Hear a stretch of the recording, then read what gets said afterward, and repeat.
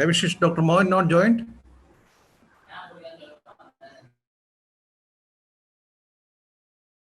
Good.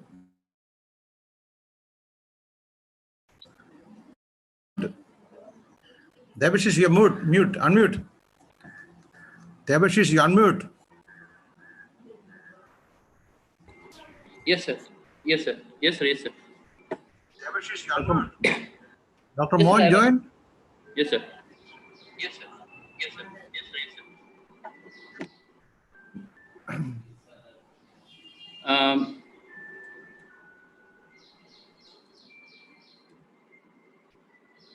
So Dr. Mohan has not joined yet, sir.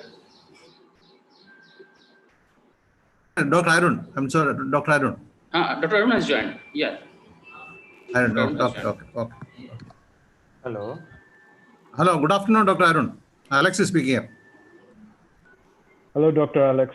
Nice to talk to you. Good. What's time there now? It's about 10:30 in the morning. 10:30. Good time. Good time. Okay. Yeah. Okay. Morning, sir. Good afternoon, everyone. Yeah. Good afternoon. For you, it's Yeah, it's still morning here. We always have to do these time zones things. yeah. Yeah. It's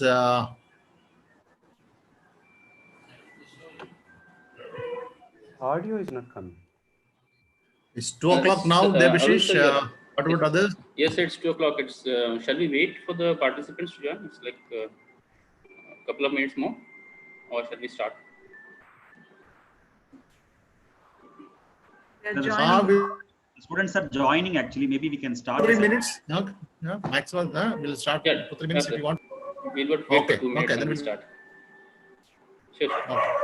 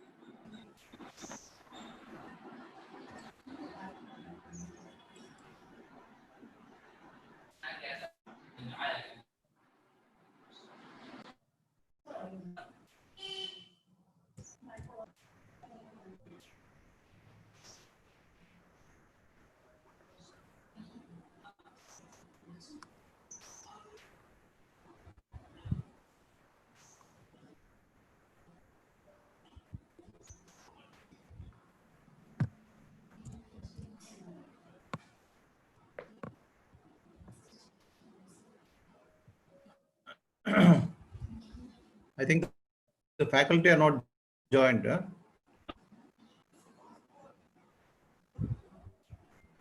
Yes, a few more are yet to join. Yeah. They're joining, sir, on way.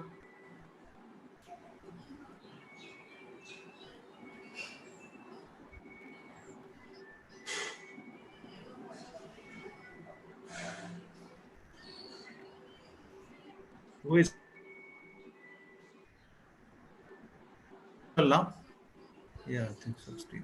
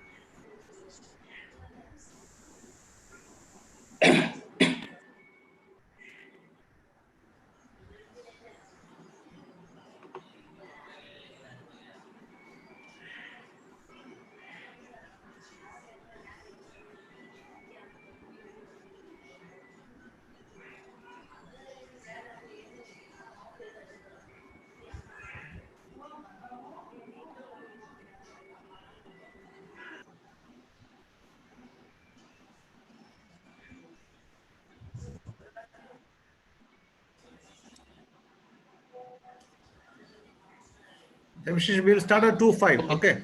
Okay, sir. We'll start at 2:05. Sure.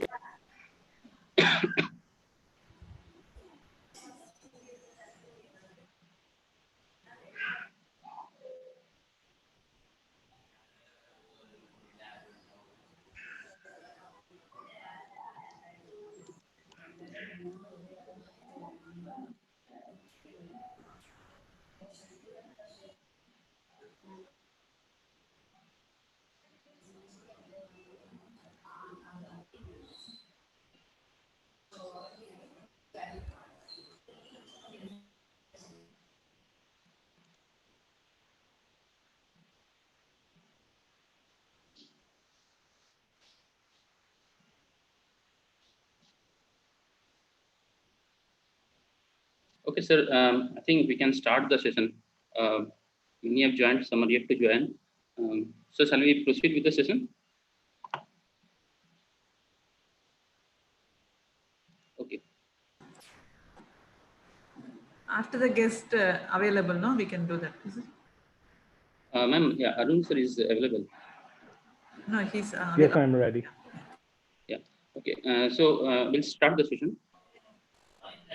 Yeah, I think we can start. Others will join. Yes, Huh? yes, Because yes, already sir. several there. Others. Yeah, sure. Good afternoon, everyone. Welcome to this second session of our International Virtual Conference on Wearable Technologies and Applications.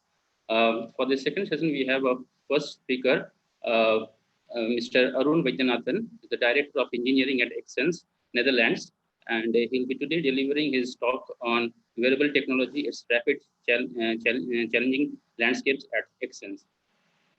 So before I hand over the platform to Arun sir, I'd like to introduce him. Mr. Arun Vaidyanathan holds a MS degree in electrical engineering from Ohio University, USA. He is responsible for the business management of the wearable sensors business line, including the Shanghai site and local Exens engineering activities. Mr. Arun joined Exens in March 2008, which is based at the Exens headquarters at Netherlands office. And prior to this role, he has been a lead engineer and a research engineer involved in developing multi-sensor fuser algorithms and is currently the lead in the technical developments for Exens Inertial Sensor Modules business line. So thank you, sir. I'd like to thank you for accepting this invitation. And I once again hand over the platform to you for your talk. Thank you, sir. Thank you, Dr. Debashish, and thank you, Dr. Alex, and the rest of the organization committee of the WeIT. I want to extend a thanks from Exens and the rest of our organization for providing us a platform to show what we are doing in terms of wearable technology and also where the future lies. So it's nice to interact with everyone. Let me share the screen.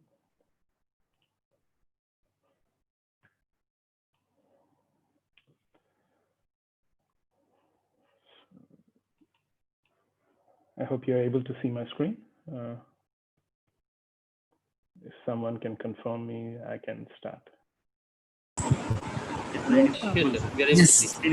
Yes, it's visible. It's visible. Yeah, Thank you. So my topic is a wearable technology and rapidly changing landscape. Before I move on to the crux of the presentation, I just want to give a brief overview of what does it mean by wearable technology and why is the current trend. If you think about what wearable technology is, in terms of wearables, the definition is very clear. Anything we can wear, right? Any living being can wear a piece of cloth or a piece of apparatus, then that is called a wearable. And technology can mean numerous things. For example, in prehistoric times, when the cavemen were just invented the fire, you would have the cavemen having a muslin cloth covering their private parts and a piece of thread holding the knife or other tools they were working with. So for me, that is a technology. And of course, it was wearable in the body. So that's wearable technology. So it's not something new. We as human being over generations have been slaves to wearable technology in one way or the other. So in Roman times, you could have the swords and the armors in the medieval times. And now it's just that this wearable technology this technology itself has taken various shapes. It went from mechanical, rudimentary parts to analog devices, and now we are going into this digital domain. So that's what I want to highlight. How is the technology evolved? How is the market responding? And how is Xsense Technologies within this ecosystems? So moving on, yeah. So having said that it has taken over hundreds of thousands of years to get this point. But what we are seeing is, especially in the last 40 to 50 years, right after World War II, the technology has rapidly evolved. So I just want to give a historical perspective, not for the entire technology ecosystem, but just related to sensors. So what do I mean? So in the 1990s and 2000, we had this internet boom, right? People realized that the internet itself, you could connect to different people from different parts of the world and try to send them emails or messages, and it was received on the other part of the world within a millisecond or so.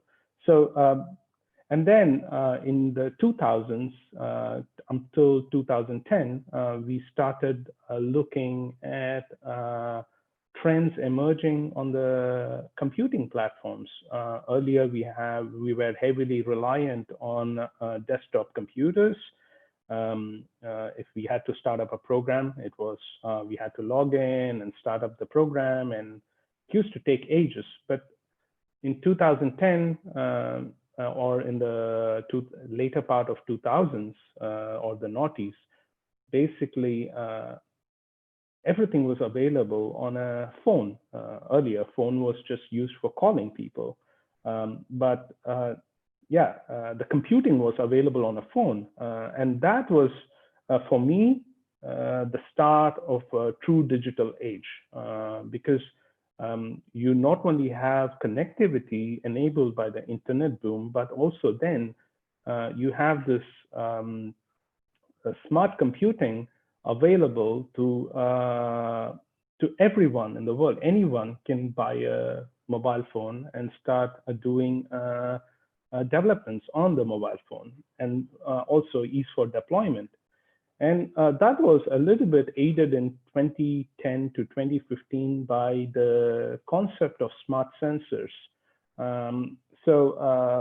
I will hit on this topic a little bit more in my presentation, but what I mean by smart sensors is we transitioned from analog level sensor detection to digital level smart sensors.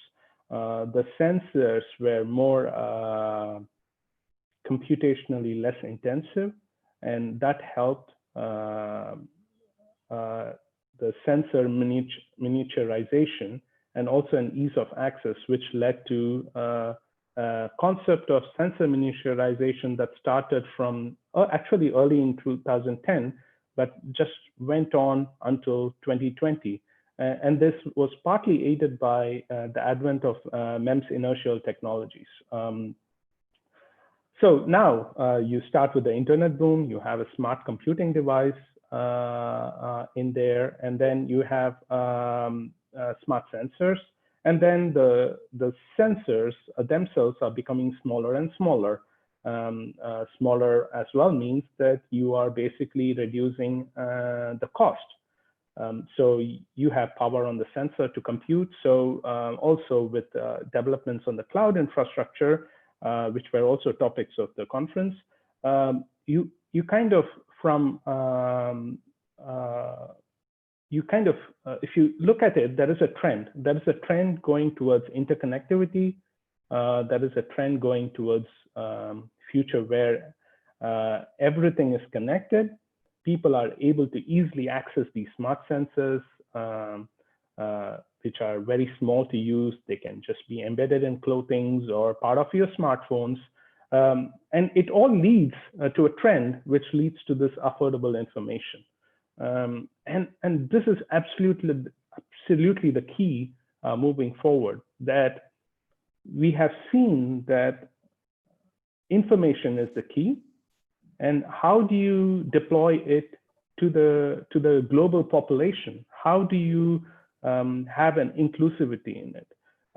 And that's what the past 20 years or 30 years have shown us, that it's not only the advent of the digital age, but the ease of access and the computing infrastructure that all leads to this trend of affordable information.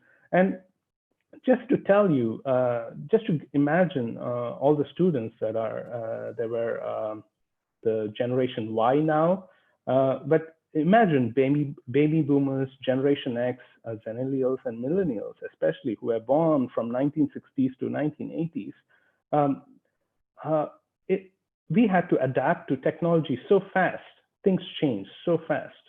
Just to give a mind-boggling experience is, we had LPs in the 1960s, 70s. It was really popular. And then we migrated to 8-track cassettes, disc tapes. Then came the CDs, the video CDs. Then became the MP3s. Then it started with DVDs, Blu-ray discs.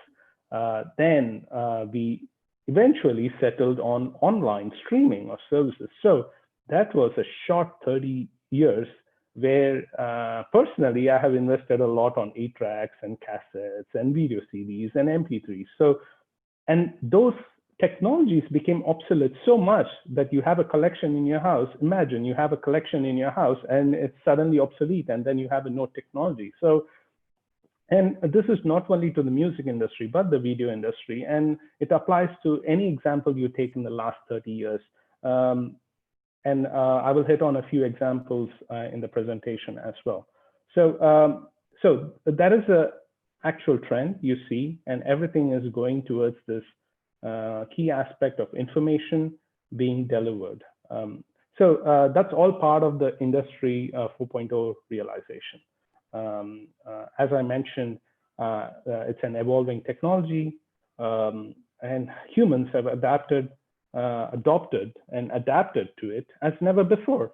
And I'm kind of a little bit conservative here when I say humans, but also you see the same thing of the rest of the ecosystem. The animals and the birds have also adapted to this evolution of technology.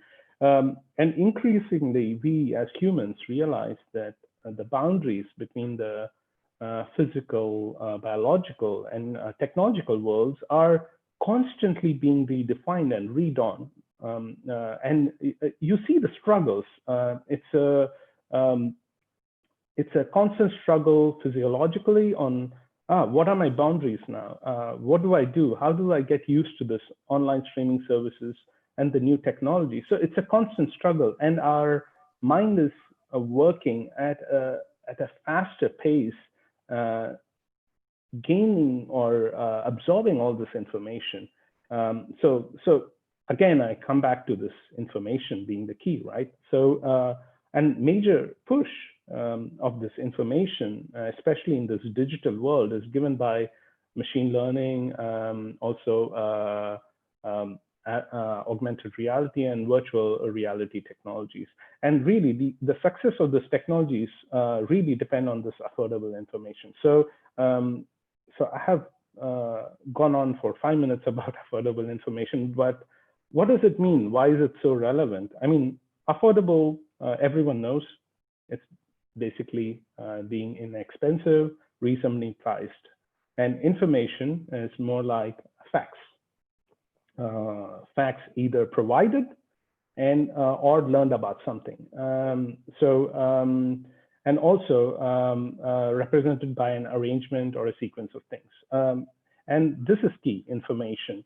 So, and information, as you say, if you go into information which are based on facts, and when you learn about something, either a culture or a piece of geography or a piece of history, it forms your mind. It teaches you something. And if you look at machine learning techniques, it's also about enabling machines to learn about behavioral patterns or anything that could be. So having said that, so affordable information is the key, which plays an important and a crucial role in this digital age. So access to all and getting all the facts right. And you see that advancing technologies are more and more getting intertwined. It's really mind-boggling of how many apps you need to download in your smartphone to connect to different gadgets. And I'm sure that everyone in the audience has at least a minimum of 20 to 30 apps, and of which about 10 to 15 apps are just connected to gadgets or their smart sensors in their home, or smart sensors they love to do fitness or use it in healthcare or monitor the utilities. So these technologies are so interconnected, and they are basically, if you don't look at it, they are actually the components aiding the Industry 4.0. So if you look at that ecosystem, you have smart sensors, which provides information, right? And then you have mobile devices, which gives you the computing power to everyone earlier, so that which is affordable. Then you have AR, VR, those are technology blocks. And then you have Internet of Things, which is connectivity, interconnectivity.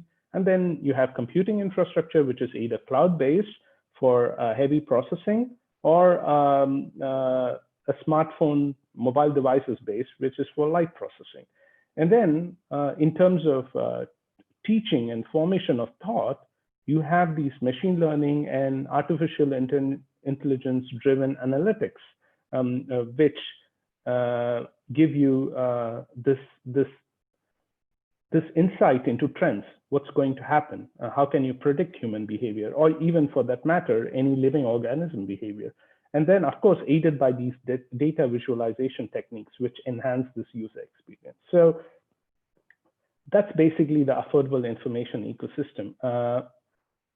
But yeah, so having said the affordable information ecosystem on which the sensor technology plays a crucial part, let's look at sensor technology and what do I mean by that? For example, if you take the avionics or the defense industry about 40 years ago, now they were basically pushing innovations in the field of navigation and tracking technologies. They needed then very accurate navigation and tracking technologies for flight guidance, and also for all the space missions they wanted. And also flight guidance is especially crucial because there is also a safety part associated with it. So they pushed technology and innovations in that sector so much. But for example, if I wanted 40 years ago to navigate based on a system, I would need to buy bulky sensor systems, spend about 100 to 150,000 USD, and start coding. That is how it was. But in the last 15 years, what we have seen is MEMS-based technology is pushing the cost of sensors down, the cost of size and the size of the sensors down, which has made it more easily accessible and also affordable. So that is just sensor technology, let's say, for navigation and tracking purposes. But similarly, if you look at even 20 years ago or 10 years ago, these camera-based systems became very popular. And they were the go-to providers for human motion capture. And that was really 10 years ago, 2010. But now, with this MEMS inertial-based technology gaining so much traction because of the effectiveness of the cost and the small size of them, and it is now dominating the motion capture market, with XSense being the gold standard now. It has taken a lot of innovation from our side to get to the point, but we were able to do it because of these MEMS inertial-based systems. So why is the MEMS inertial-based system so kind of attractive? So so as I said, affordable information is the key, but it's not that. If I have a sensor, I can plug it to my phone. I get data, digital readings, but what do I do with it? How do I make sense of this data? And as I mentioned, the MEMS-based inertial sensing technology makes it very affordable.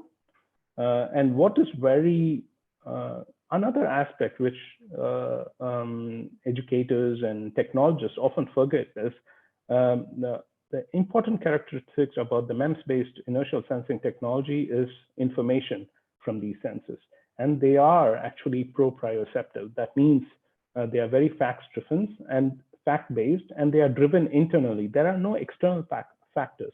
So if you mount an accelerometer in your hand, you will measure gravity. If you're dynamic, you start moving, you just measure motion as your hand is moving. There is no external influence. So it's really fact-based. There is no way you can tamper with this technology. So that's what makes it even more attractive to drive innovations in motion capture and motion tracking worlds. So as a base, so just having the sensor and then just putting it on your computing device or your cloud infrastructure doesn't help, right? You need to try to process this data. And normally we work with gyroscopes, magnetometers, and accelerometers. For those who know, just to give you a brief update, gyroscopes measure the rate of rotation in 3D space. Magnetometers kind of measure the magnetic field in the 3D space, and accelerometer gives you a sense of acceleration in your 3D space. You can imagine it as part of your auditory or your stabilizer system that you have within yourself and your head. So we have within our ear organs that can sense rotation and accelerometers, rotation and accelerations, and that's what gives you a sense of balance as you move in this world. That helps you prevent falling. For example, your skin acts like a proprioceptive sensor as well. That helps you distinguish between the textures of a cloth that is made of cotton or a cloth that is made of silk, or if you're if you're standing on a rough ground, or if you're standing on the sand. So this information is really key. So what we are transitioning is what we are doing is basically using the sensors to sense what our body senses, and trying to learn from it. So apart from these sensors, we also work with GNSS sensors, barometer, heart rates, and sweat patches. Sweat patches is a relatively new concept in the past 3-4 years, where you are able to measure the salinity of your sweat, and that helps you calculate, further derive what kind of a hydration does the body need, and what kind of minerals are you losing at any particular point of time. So these sensors need to be definitely processed, and we call it a signal processing unit to convert it into proper useful information. So the affordable information gets translated into useful information that can be further processed. And this is basically what we call as the sensor component integration. And the sensor component integration also takes care of timings, accurate mathematical models, also calibration aspects of these sensors. So once we have done the signal processing part, of course, we have to do the sensor fusion part, which is basically combining all these measurements to get a sense of a computed quantity, which tells you kind of how you are oriented in a space, or what is your position in the space. And this is what we call as sensory motion tracking. And further on, you can build application-related services on top of the sensor fusion. So you see, that's where the product solutions come into play. So, this sensor fusion is basically our core expertise. That's where Xsense plays a major role. And we also develop product solutions for different applications, where I will show some videos on it. So as you see in the slides, technology is more accessible, increasingly more affordable, and to some extent, people are more, or the general population is more easygoing on the technology. So they have accepted it, that now it's become a part of it. There was a hesitation that robots will take over the world. That was the thought process 30 years ago. But now you see that these machines are playing a vital role moving forward. So it has become more acceptable. It's part of our daily routine now. And of course, because of the lower cost, it's very easily scalable. So, so I have talked so much about technology. Now, okay, we are in a business, right? So of course, there needs to be a market for it. Technology is nothing if we don't have a market for it. So let's talk about the market a little bit. It's very difficult to have a ready-made market for when we are having a technology push. The market mix is constantly evolving and churning. Right now, we have so many market needs. I listed some. I won't go over it. But if you look at it, people are now using watches to track how much they run, how many kilometers they run, what's their heart rate. They want to go back and study what is my heart recovery rate after I have stopped running. Performance athletes are pushing themselves more and more to get that extra 1% or 2% on the sports field, where every percentage matters. There are also in health applications where you can do pre-surgery and post-surgery recovery. And as I said, these are all applications involving human-machine interaction. And that's the general thing that we see. Now, as an example, let's say you have someone in a house somewhere in the world, or somewhere in India, let's say, that you are in Chennai, and then there is, I know the Christian Medical College in Vellore is very famous. So let's say the house is in Chennai and the hospital is in Vellore, and then you have a patient that is recovering from home, and then they have some sensors which are affordable and which can give some facts to the doctor in the hospital. So, and how do we enable this? So let's say the patient or some hospital staff in a remote location in Chennai uploading some data that the doctor wants, and that gets uploaded into the cloud, transmitted, and gets accessible to the doctor and the physicians that are in Vellore. And then they are able to do their processing on their PC side using the cloud infrastructure and generate data analytics and parameters that they want to review. And this is very key, right? Actually, this was something that that was already in articles 2 years ago. Like even 6 months ago, this smart sensor technology aiding telemedicine was only a vitamin, you know, like nice to have. Oh yeah, okay. Yeah, we can do this. Let's do it. But now look at this, where we are right now. It's a new normal. This particular application has transitioned from a nice to have to a painkiller, a necessity. Now, I have family back in India. They are how do you say? They are senior citizens. And for example, now your senior citizens are now even scared to step out of their house because they are vulnerable to this virus. So a technology like this, where you can do a teleconsulting, where you can measure certain parameters, to have just normal consulting with the doctor is become more, it's not a nice to have, it's become a painkiller, it's a necessity. And when you transition that boundary from nice to haves to a necessity, that means that you need to be aided by technology that makes it affordable and accessible. So I honestly think that the new normal that we are living in, which we are going to be living in for some period of time before we actually get a vaccine, is going to act as a catalyst and is already acting as a catalyst.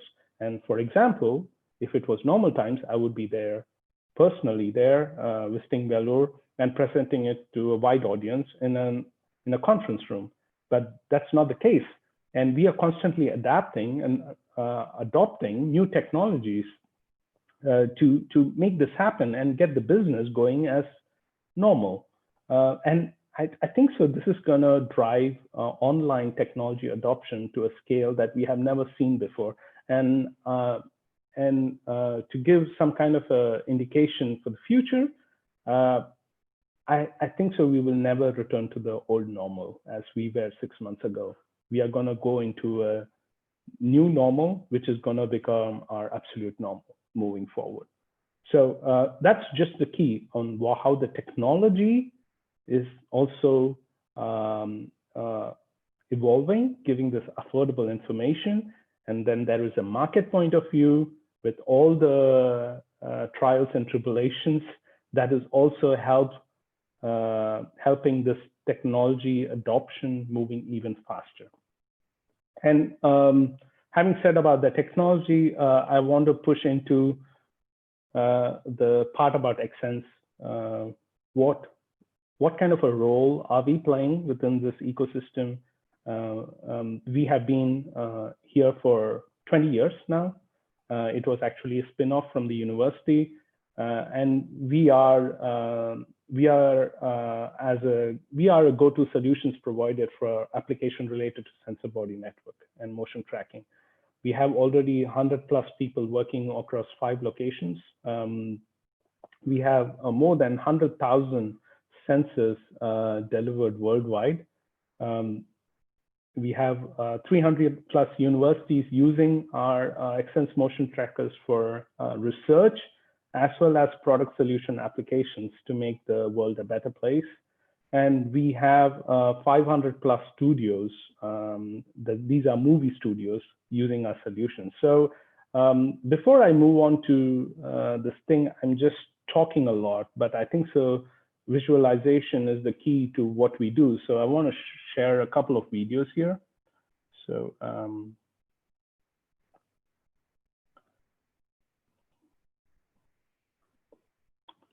if someone from the organization committee can tell me if the video is playing, that would be great.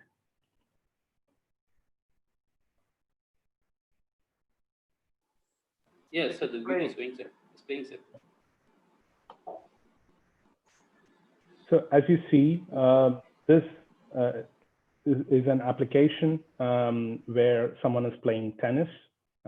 This is an application where a healthcare provider is going into a house to help a patient collect data, which can be used further by a doctor or a physician to analyze how is the patient doing, is the patient recovering, and they can also provide just ready-made consultation at home on how the person is sitting and how the person is walking around the house. And this one is about workplace ergonomics. So how are the different tools that the employer or the employee needs to access placed?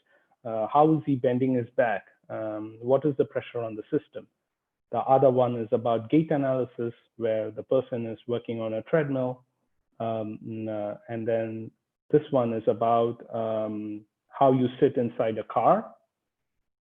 And our systems are being used by car manufacturers to ergonomically design the car.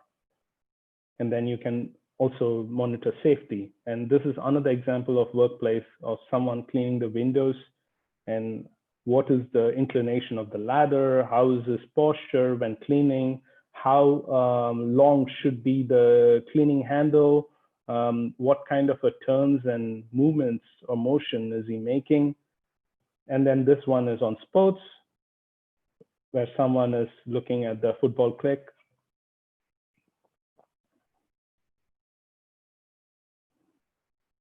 And this, in especially professional domain,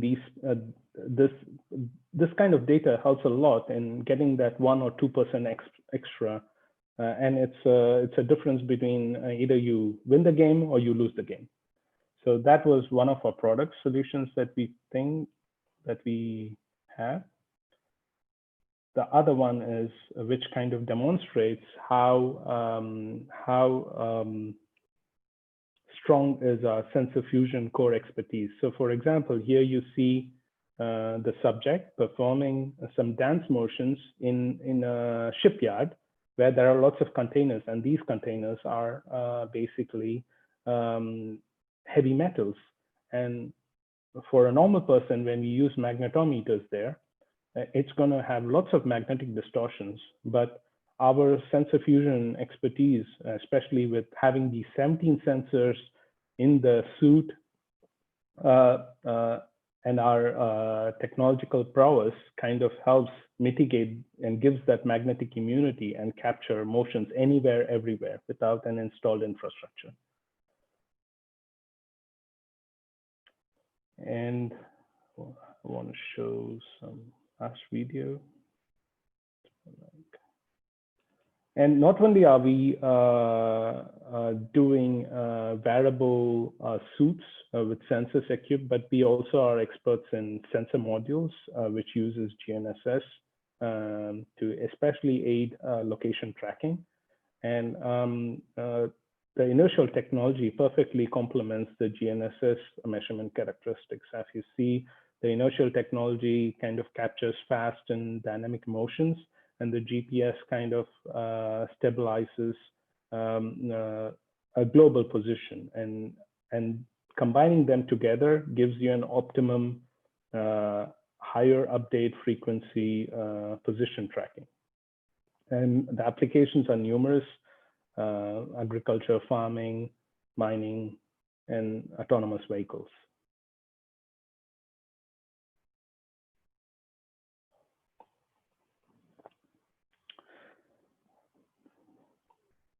And so that would be our 20 years of experience, right? And as of last year, we started a new business line. We've invested in an engineering team in Shanghai, and we came up with this new wearable technology product, which is called the Xsense Dot. And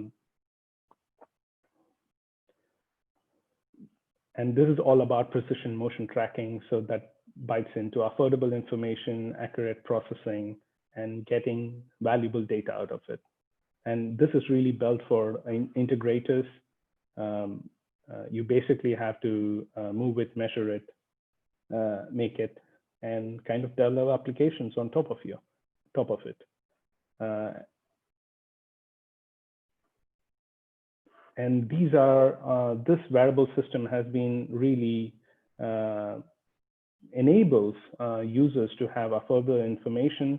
It reduces the time to market for any customer who just wants to develop an application on top of it. They don't have to worry about sensor fusion or any other signal processing data. It just helps you build your application on top of our product.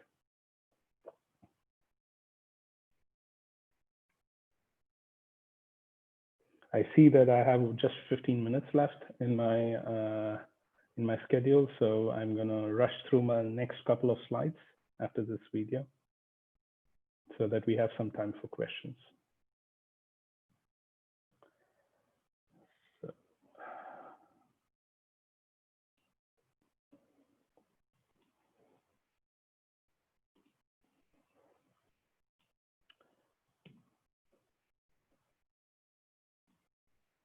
So that was it about Xsense. I mean, you get a feel for what we do and where our where our value addition is.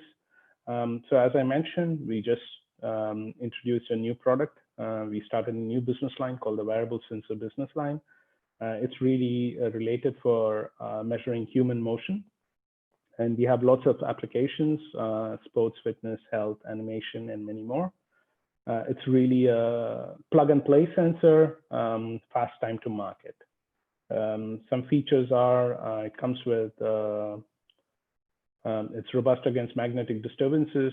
It is BLE 5.0 waterproof. It has a battery capacity of up to 6 hours.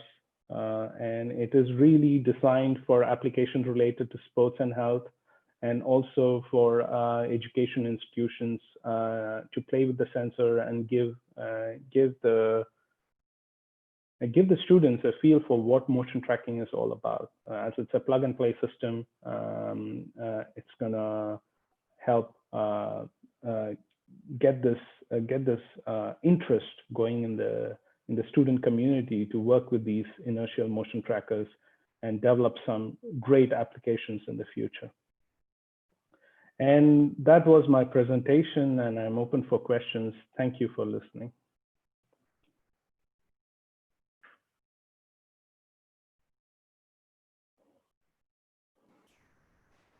Thank you, sir, for the wonderful presentation. I'm sure our viewers have been inspired by your technology for assessing the tracking function for the sensors. So the platform is now open for our speakers to post questions. I think we had already one question from Mr. Samit Chakravarti. So he's telling is your data based on kinematic or kinetic changes?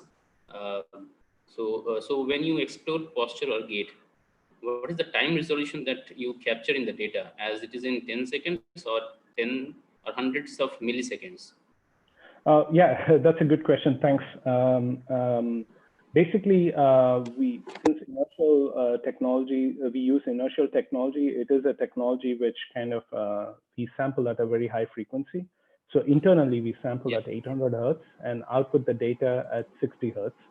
And the real latency between the actual motion and when we output the sensor signal from the sensor, it's less than a millisecond or two. And we also compute based on the inertial data, your orientation of the body or your segment where the sensor is placed. So it will output an orientation that is roll, pitch, and yaw. And that is within 5 milliseconds from the data capture. So, and based on your Bluetooth limitations, we are able to provide data to your phone or to your application within 5 to 8 milliseconds. I hope that answers the question. Right. Okay, so I think, there is, thank you, sir. I think there's one more question. What is the order of computational complexity in your problem? Oh, yeah. It's quite computationally intensive. And in terms of if we have 3-axis gyros, accelerometers, and magnetometers along with the GPS, if there is one, then I don't know the exact numbers, but it's very computationally intensive. We do huge matrix inversions, and we do it on the firmware side. So it's not only that we do algorithms modeling, but we also have core expertise in how to optimize these mathematical matrix inversions to fit into the computing power we have in the sensor. Thank you, sir. So it was from Dr. Shankati.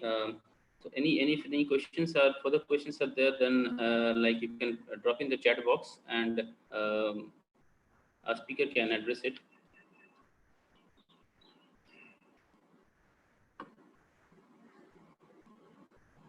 Okay. So I think I think there are no more questions.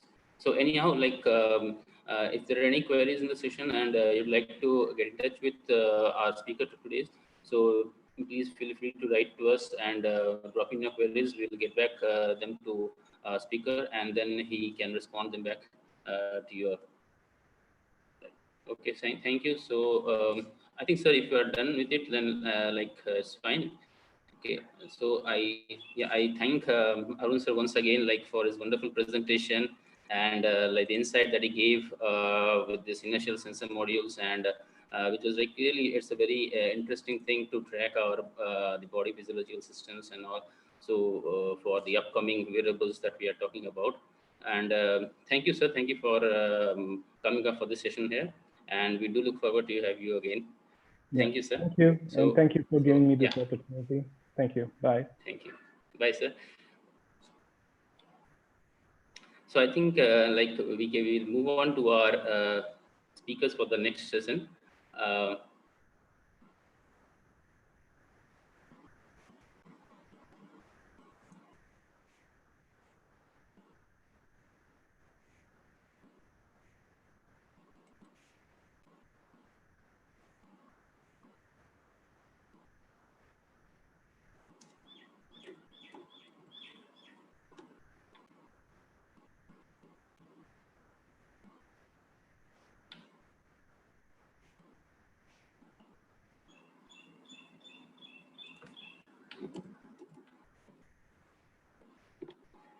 So maybe just we'll wait for our speaker for the next session to come in, and then we will start off with the next session.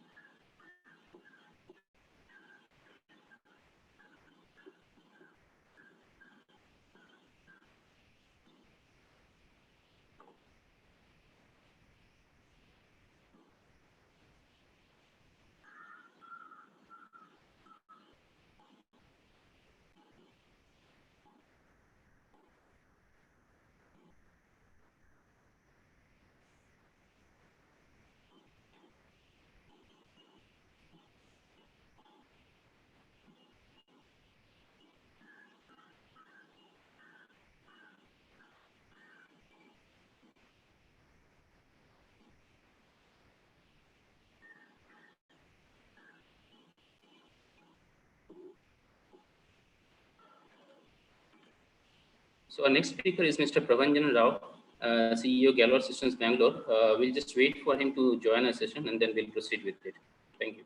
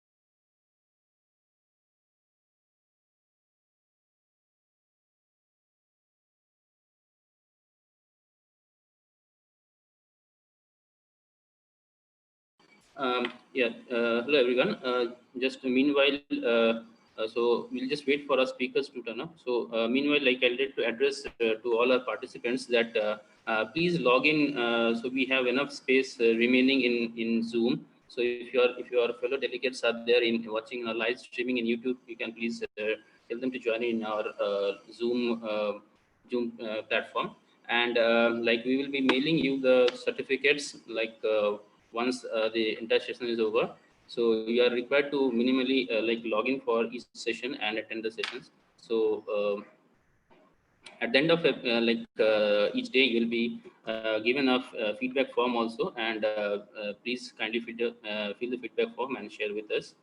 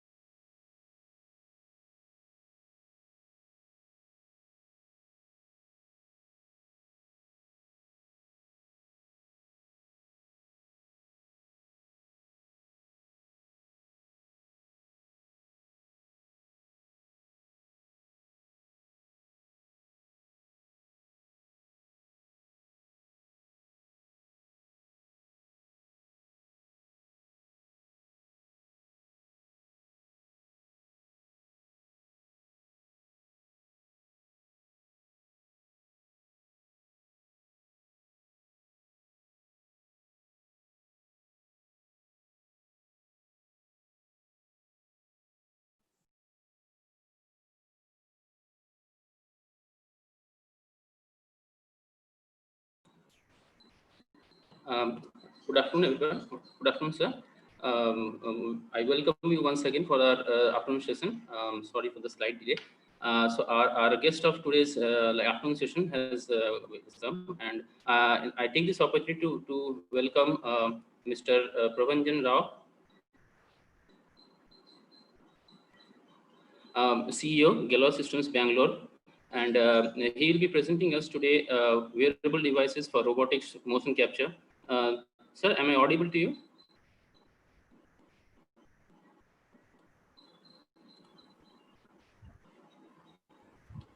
Sir, am I audible to you?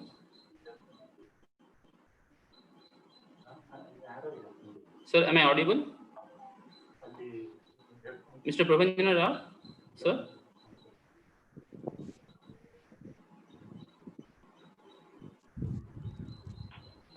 Sir, your mic is unmuted. Please just check whether you are able to hear me. I'm able to hear you. I can.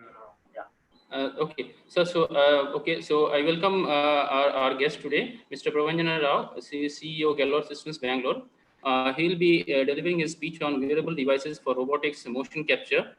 Before I hand over the stage to him, I would like to give a brief introduction about him.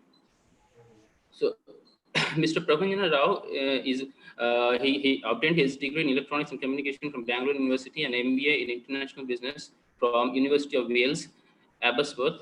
Mr. Rao is a seasoned engineer and a business executive with over 25 years of experience in electronics industry, spanning design and development, product management, sales, marketing, and general management functions.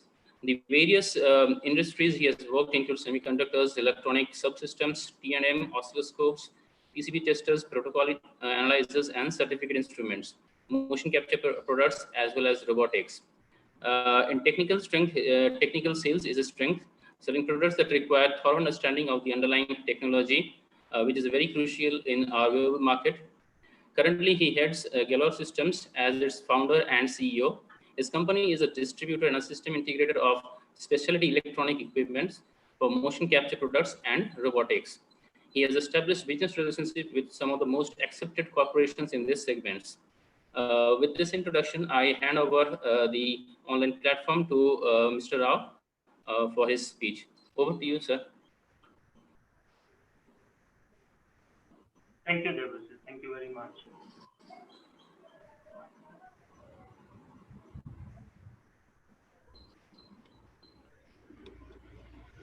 So are you able to see my screen now?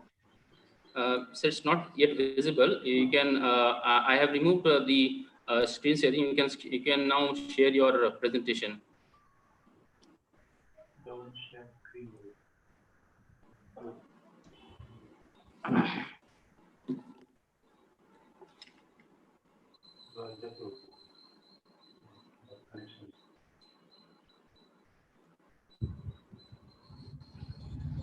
Yes, sir. It's coming up.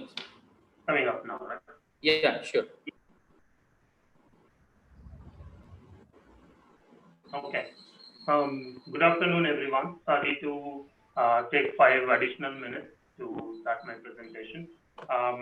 So as Devasis explained, my name is Pravanjan Rao, and I head Vellore Systems as its founder. We are a company based out of Bangalore, and our primary businesses include instrumentation, motion capture, and robotics. So this topic of my presentation today would be motion capture for robotics. So since Arun Vaidyanathan focused on IMU quite a bit, I hope IMU as a theory is now understood. So I would take from there, and my presentation would go on like this. We will look at very top level, abstract level fundamentals of motion capture, specifically with respect to robotic manipulation.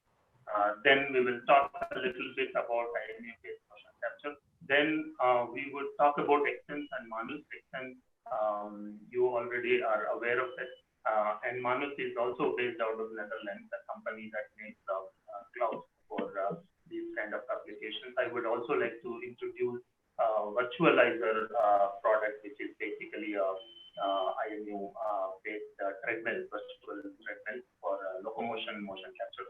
And then we would look at the bigger picture of how robotic-based, IMU-based robotic manipulation is done. So for a robotic manipulation, motion tracking is a very critical component. It has been done for many years now for autonomous robotic development. Basically, robots need to perceive human motion to do intelligent maneuvering and to do things that we would want the robots to do. So motion tracking technologies have been around for quite some time. There were many that were tried and dropped out. Then today in the industry, there are two major motion capture technologies exist, and they are optical-based motion capture, which is basically using cameras and infrared sensors. So we have passive marker-based optical, active marker-based, and markerless kind of optical motion capture. Then we have IMU-based motion capture. So one of the biggest problems with optical-based motion capture has been the inability to use it in outside of the lab. So it's heavy equipment, requires quite a bit of infrastructure, and it is difficult to carry it out of the lab into the field. Also, because of the costs that are involved, not everybody can purchase and use it. So inertial based motion capture, IMU based motion capture such as XM would come in very handy in these situations where it is affordable, plus it provides highest quality comparable to optical motion capture systems. The quality of motion capture outside of lab. So lab kind of characteristics, but outside in the field. So as you all probably understood in the previous presentation, inertial motion capture is primarily based on miniature IMU, which do acceleration and velocity measurements from accelerometers, magnetometers, and diodes. Companies such as Exxon use sensor fusion to provide, to remove the noise and provide excellent characteristics. So I would like to introduce the Exxon Emi and Emc hardware, which is, as I would show in a video in a short while, which is used, which can be used for robotic manipulation. So Emc is basically a set of wearable sensors, about 17 of them, and as you can see in the picture, the sensors are placed at strategic points all over the body, and then they all wirelessly transmit the motion capture data to the inbuilt diodes and magnetodes. Hello, sir. Sir, sorry to interrupt you, sir. Sir, can you make a screen full as like full screen? Your presentation is. It's already full screen. Just give me a second. Okay. Okay, fine. Okay, sir. I think it's fine. Is it good now? Yeah, it's fine, sir. It's fine now. Okay. Sir, you can select the presentation mode, sir. Full screen. Yeah, I am in presentation mode. You can press F5 on your laptop. From current, sir, from current slide.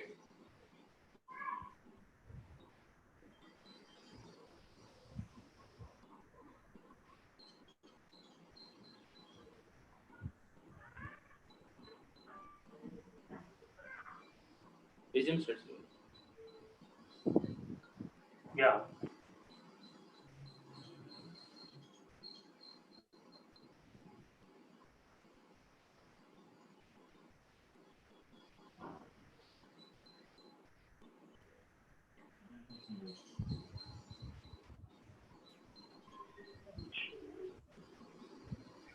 Maybe we can continue, sir. Yeah. Connecting to Zoom, I think there's some. Okay. Anyways, as I was explaining, Emi and Emc is the IMU-based motion capture system.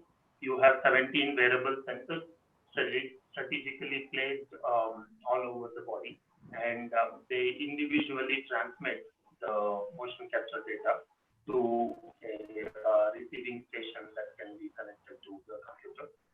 Another alternative to this would be a system called Emi and Emc, which is a lycra-based suit, and there are sensors placed inside the suit, and they collect data and transmit to a body pack to a Wi-Fi router.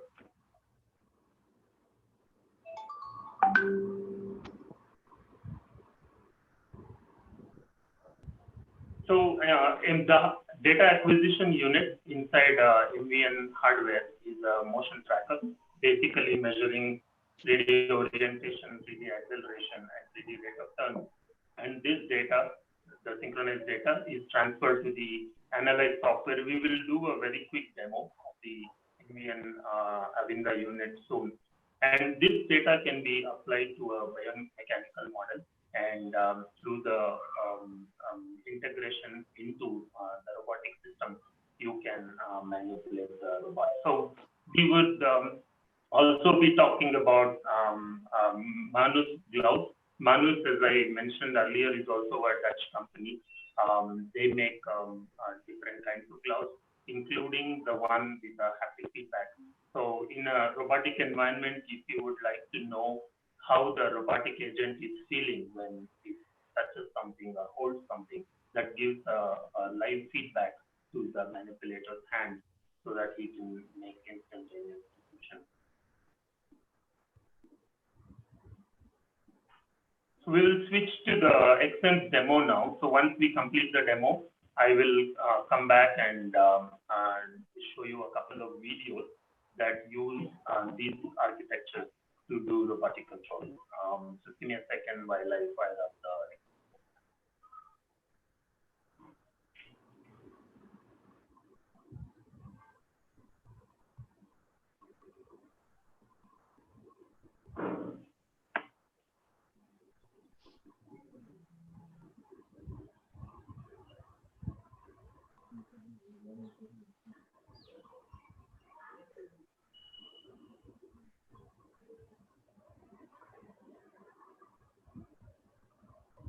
Let me bring up a small video to show you how.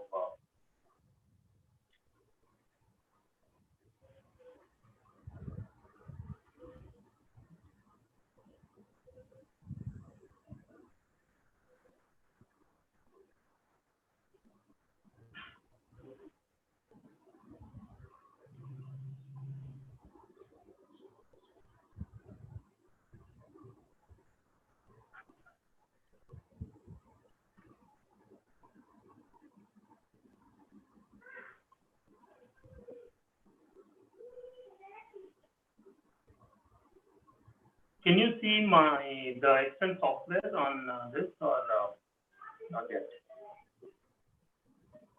No, sir, we are not able to see it. Okay.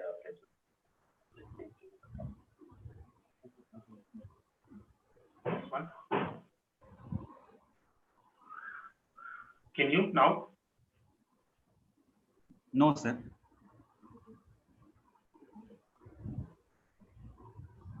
Yeah, it is updating, sir. It is refreshing. Okay. Yeah, so this is the Xsense MV and Analyze software. So the video I will bring up later will show you how this is used to do a robotic motion control. So what we are trying to do now is we have a subject who is wearing the Xsense suit, and once we do the calibration, we will. So this is Chetan. He's wearing the Xsense suit. So you can see the sensors.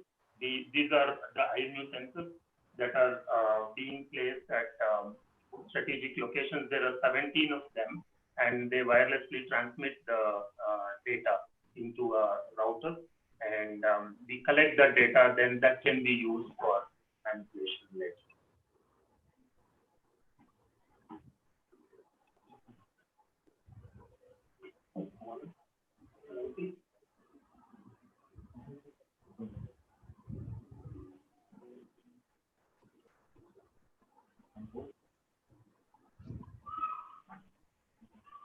Okay, so this process is called calibration, and in calibration, what we try to do is estimate the distances and then the ambient analyze software will make a accurate kinematic model of the subject.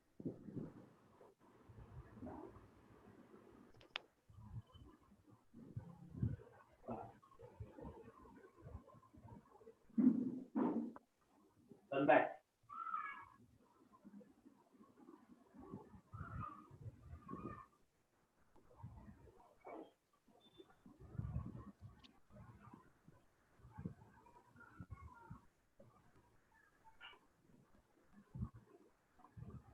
So during calibration process, the subject has to take a few steps, and then he would do what is known as enpose.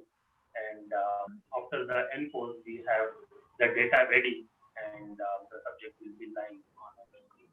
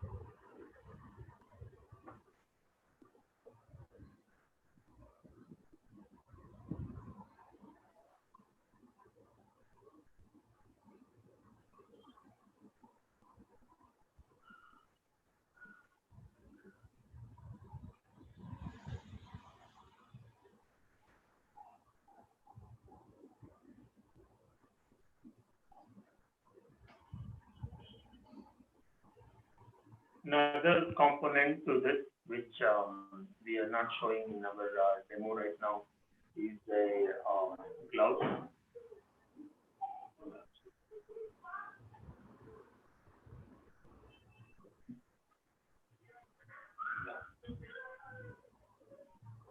So a glove like that can also be used for getting finger motion capture, and using that, the robotic hand can be manipulated, including the fingers.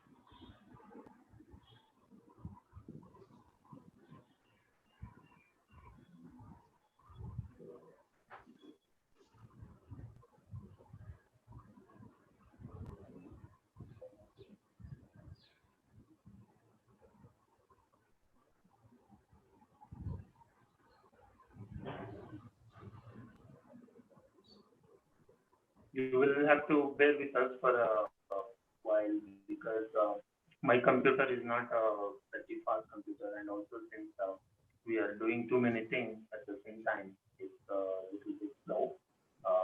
Generally, calibration should not take more than 45 seconds to a minute.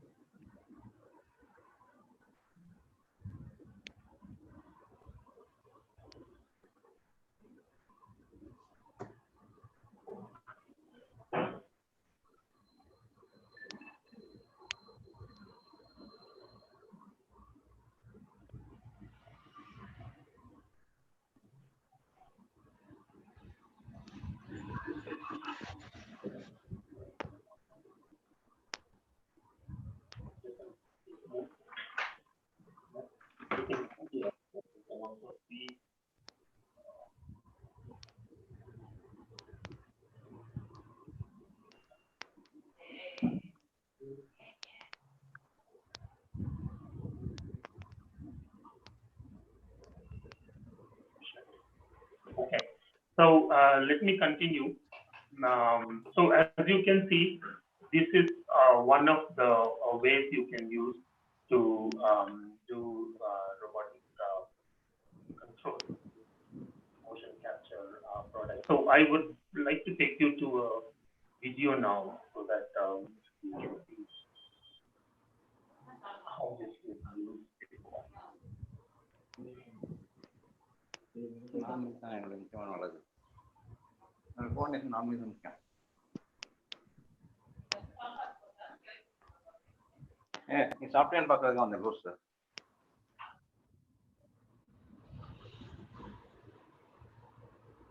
So this is done in a university in South Korea. This uses the link system, also from Exxon, similar to what we did.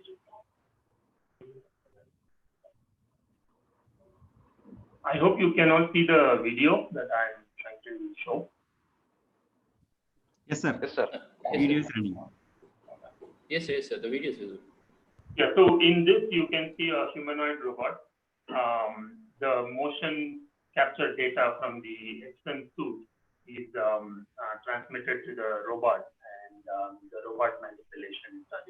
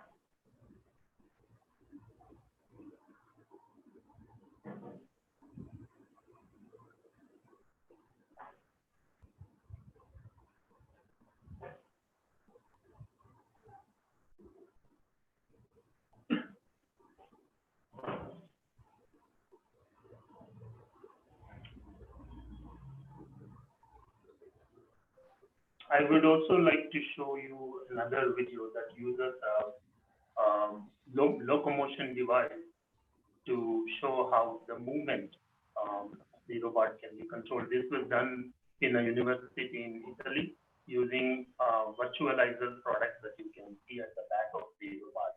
So the robot is being fed the data from the virtual treadmill that a scientist is working on the treadmill, and the robot imitates his motion using the manipulation control.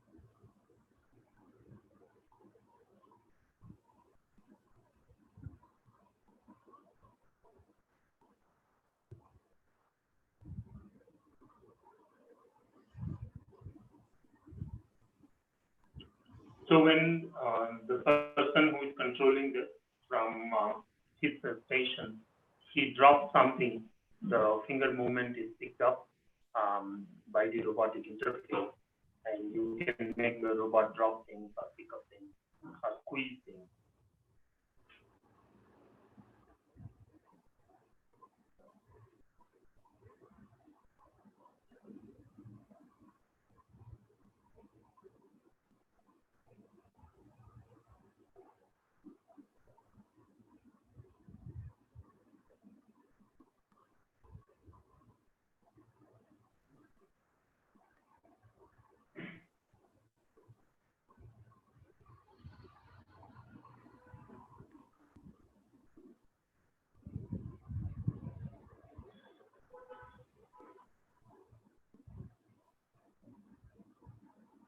Another video I wanted to show is Toyota's new video, which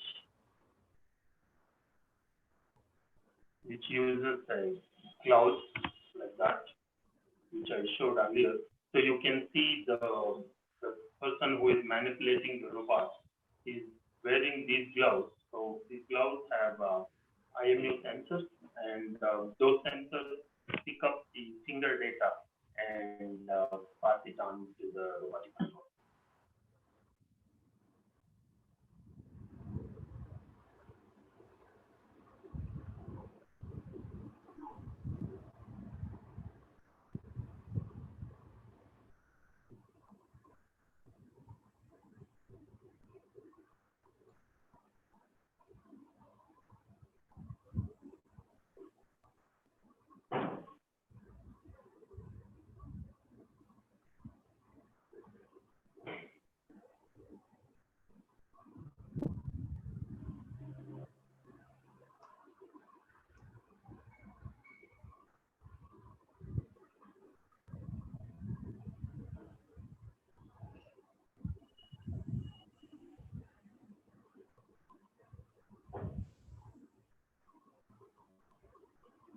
So I'll go back to my presentation for a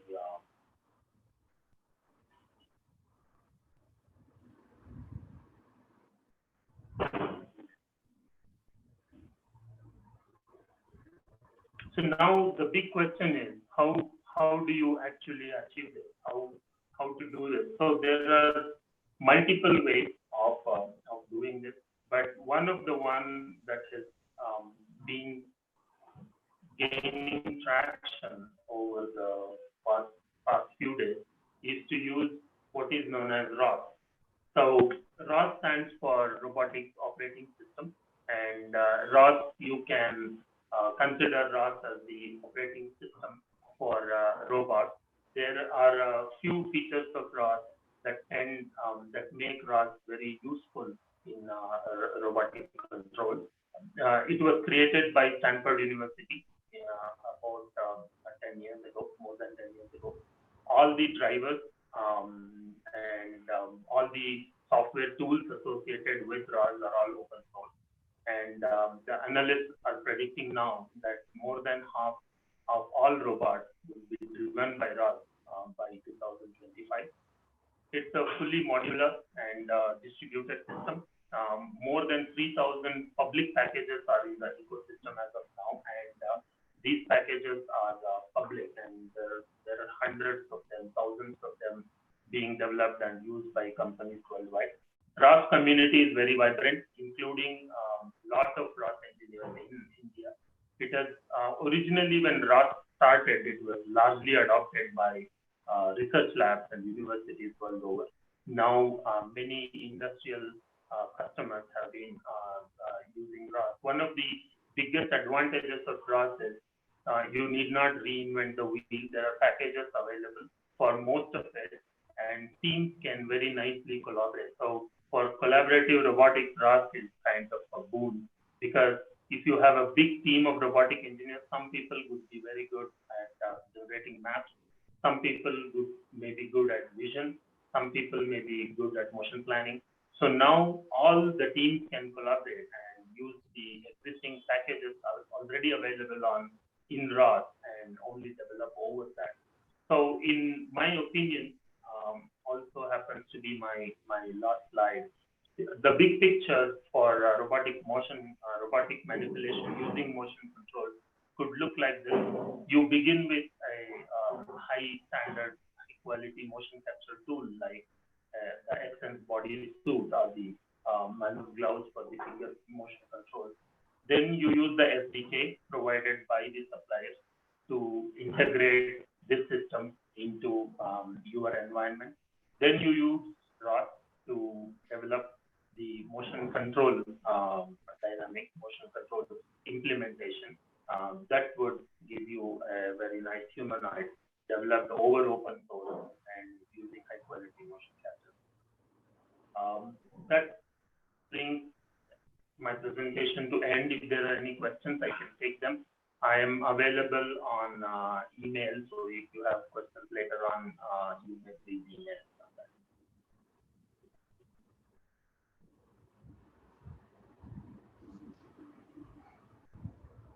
Thank you, sir.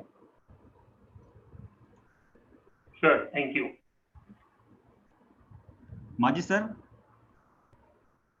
Yes, sir.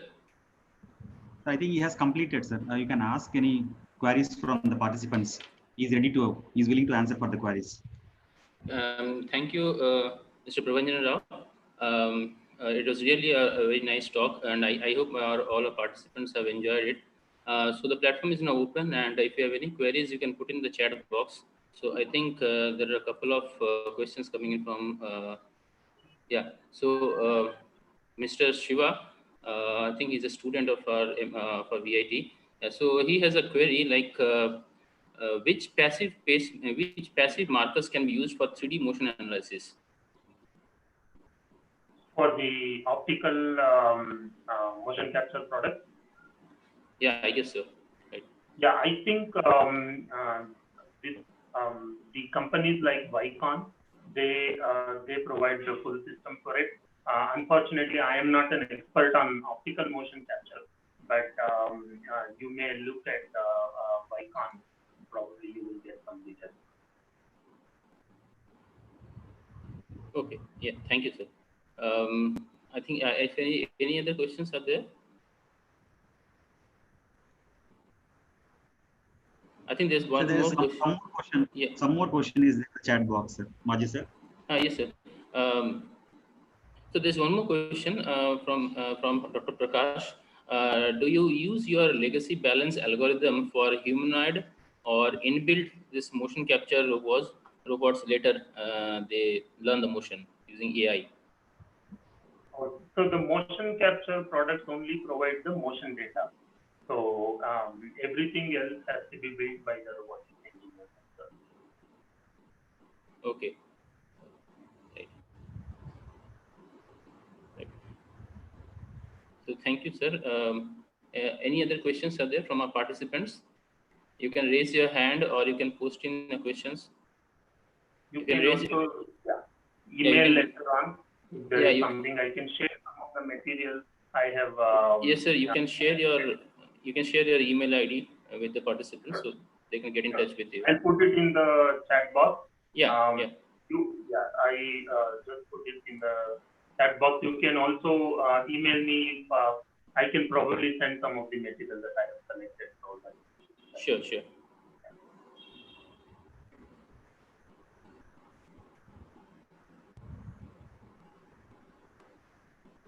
Thanks very much for your time, and I wish all the best for the rest of the seminar. Yeah, thank you, sir. Thank you, sir, very much. We take this opportunity to thank you to attend our conference for this session, and I hope all our participants have had a wonderful time in interacting and sharing your knowledge. And yeah, thank you, and we look forward to have you again in our future such events. Thank you, sir. Thank you very much. Bye, sir.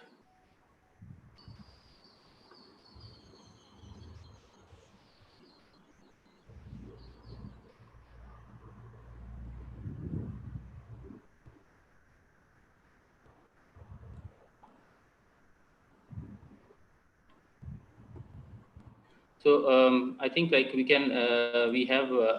are running ahead of time, so we have a bit time. So we'll wait for our next speaker. So our next speaker is Mr. Nitin Awasthi. Our next speaker is Mr. Nitin Awasthi. Is the director at Apsis Solution. We'll wait for like the sessions to start.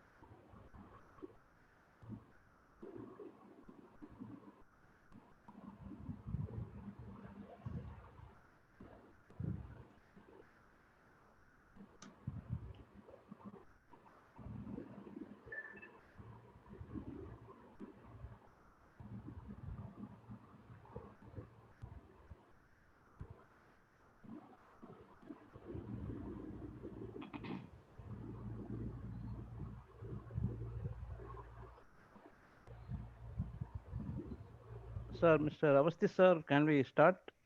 Your mic is muted, I think. Yes, thank you very much. And I'm just logging in, sharing my screen, 2 minutes.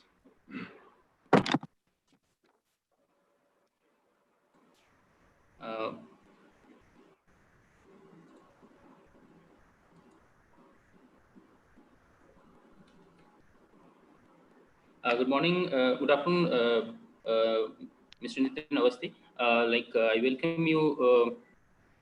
welcome you to this to our virtual conference on wearable technology and applications. If you are ready, then can we start with the session?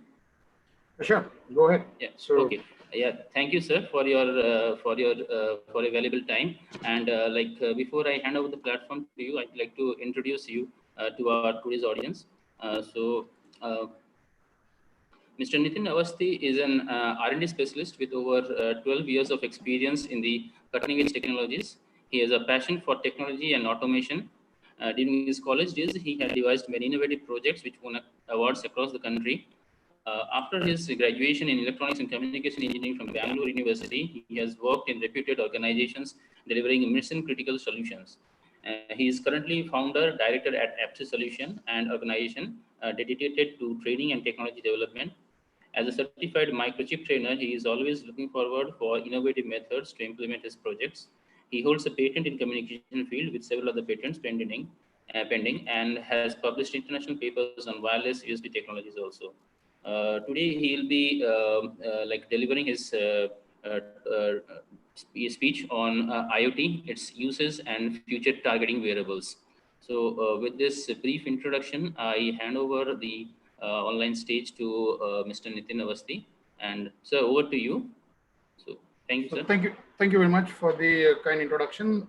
There's a small correction there in the thing. I now have about more than 20 years of experience working with companies like Qualcomm, Broadcom, Intel, Infineon, LSI, and other semiconductor companies.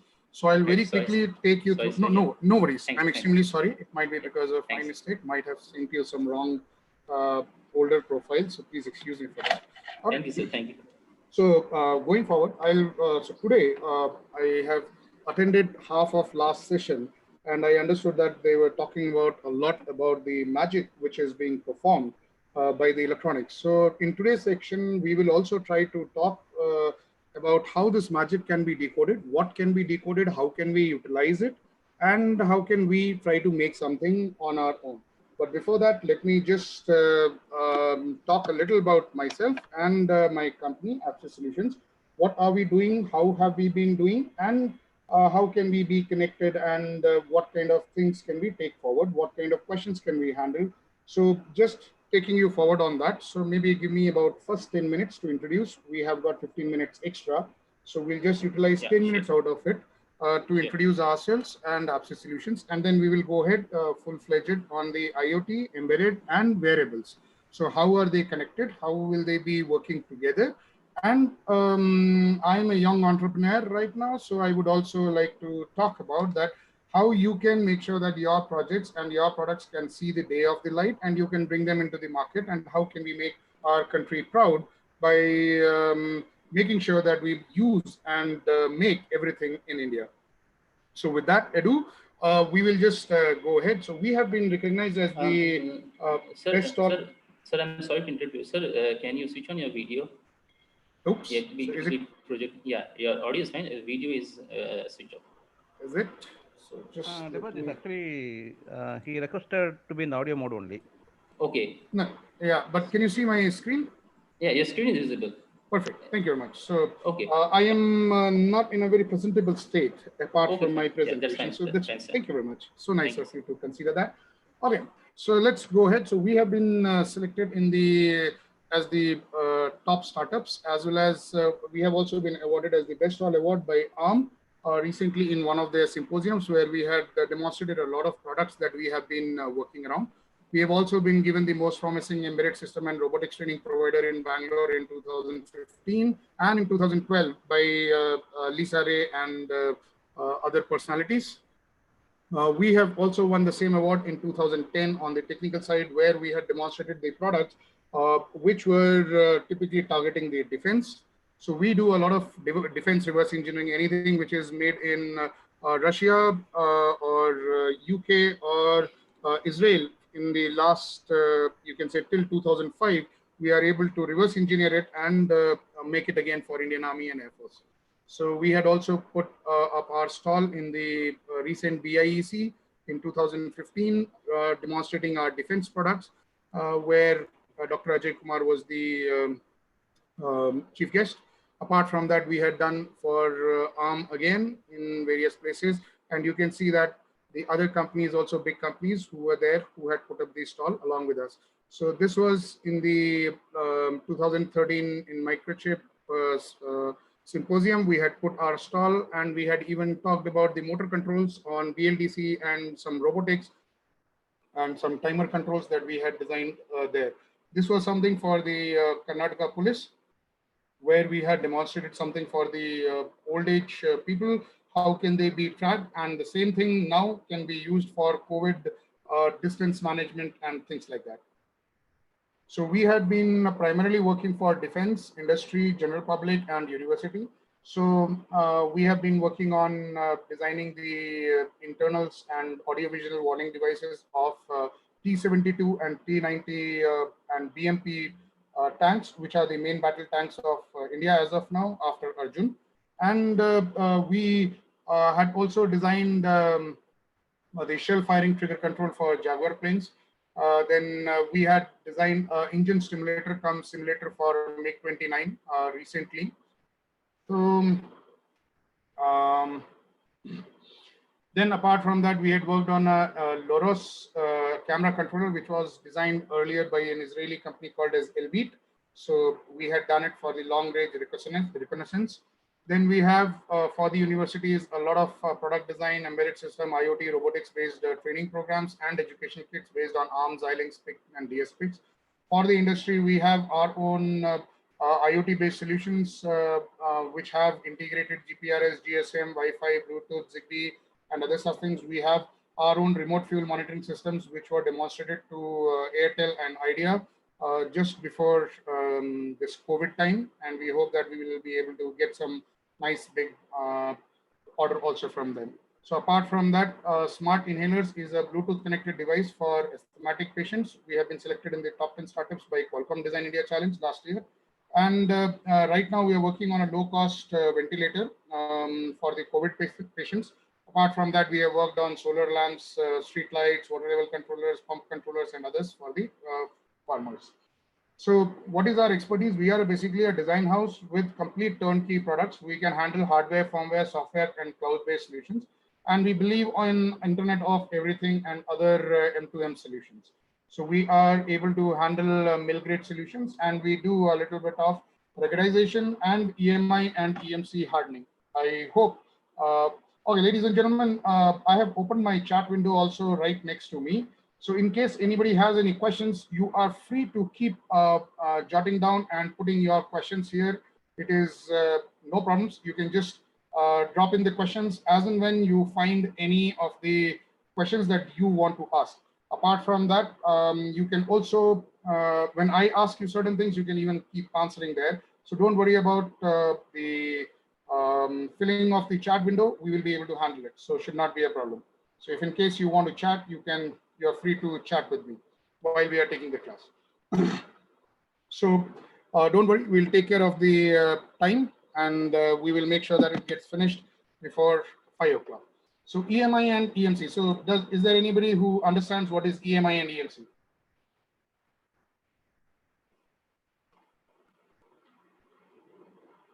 What is EMI and EMC? So I'll give you the full form. The EMI stands for Electromagnetic Interference, and EMC stands for Electromagnetic Compatibility. What does it mean?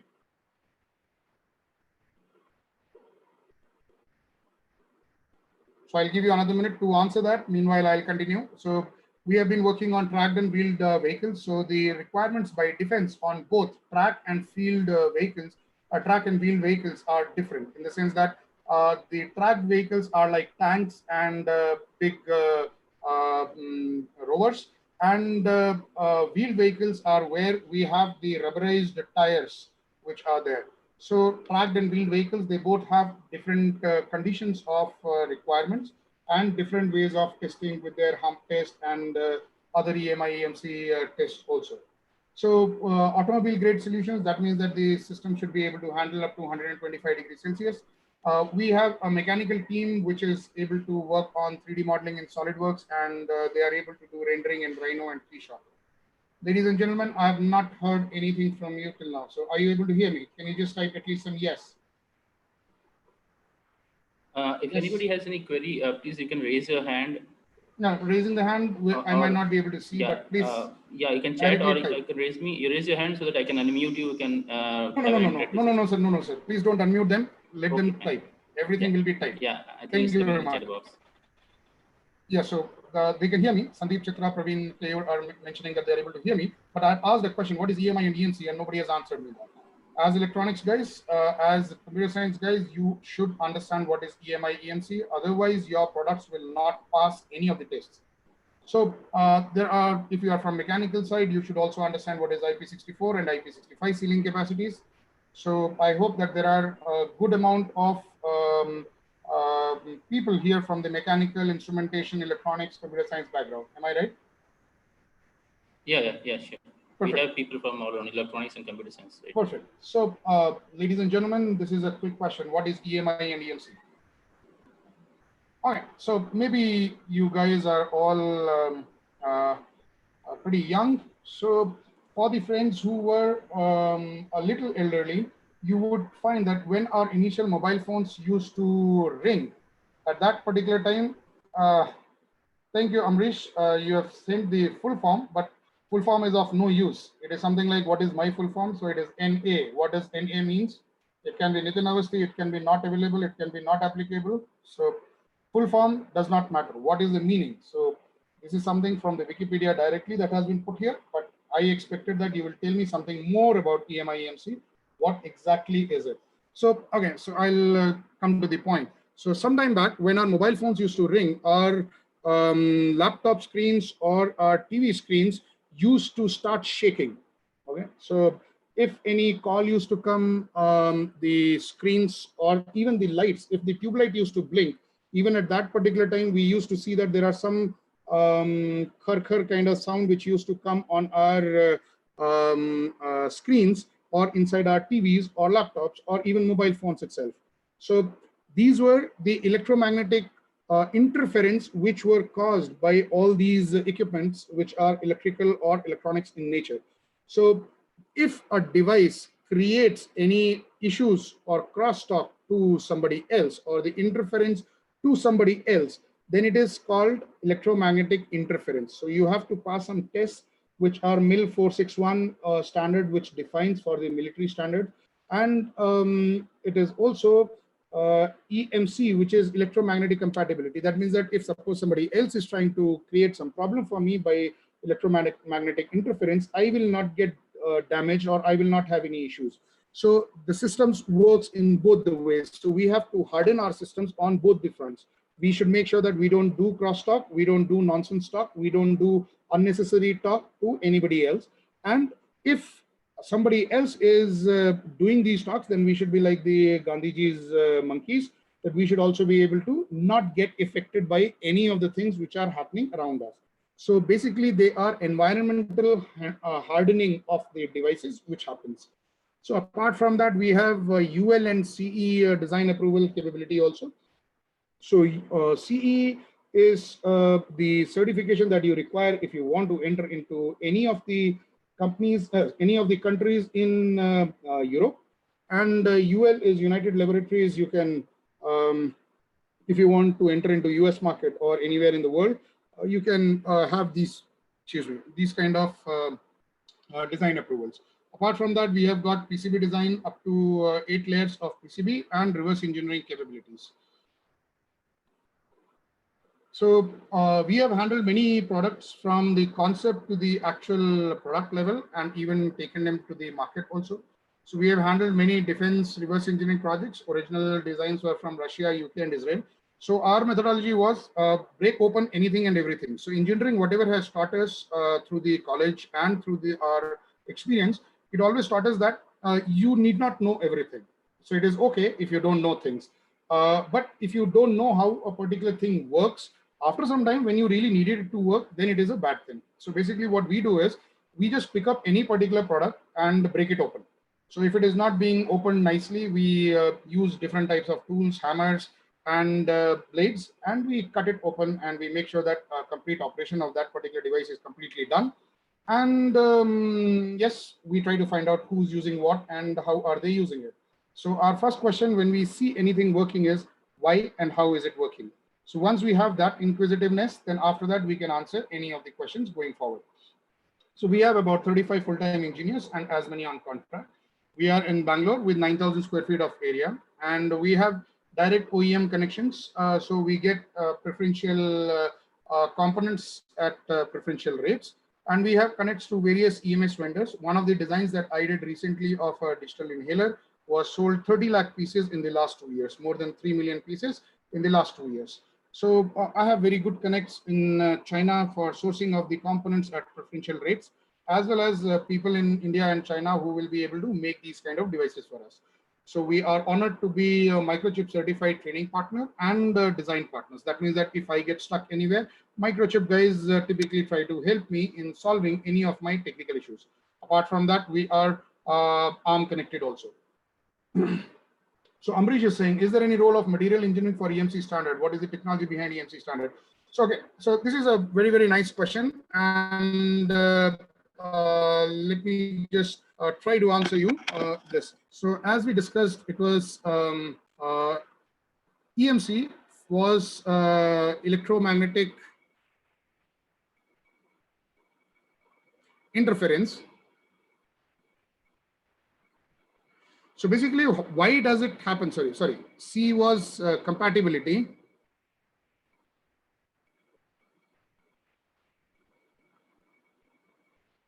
And I was interference.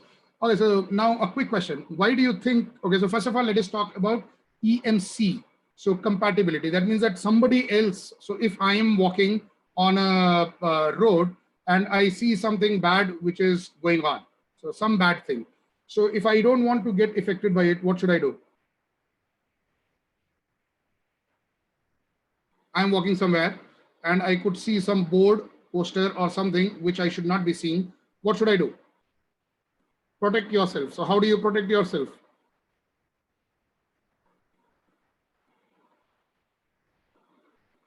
Simple, close your eyes.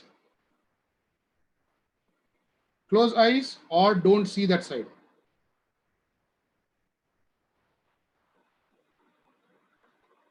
It is very, very simple. You can turn your head, okay, or you can close your eyes, whatever you want to do. One moving away or change direction. Perfect. So very nice. So this is nice. So EMC, what does it say is that, how many of you have heard of something called as Faraday's cage? What is Faraday's cage? Physics 9th standard. So it says that charge inside a sphere is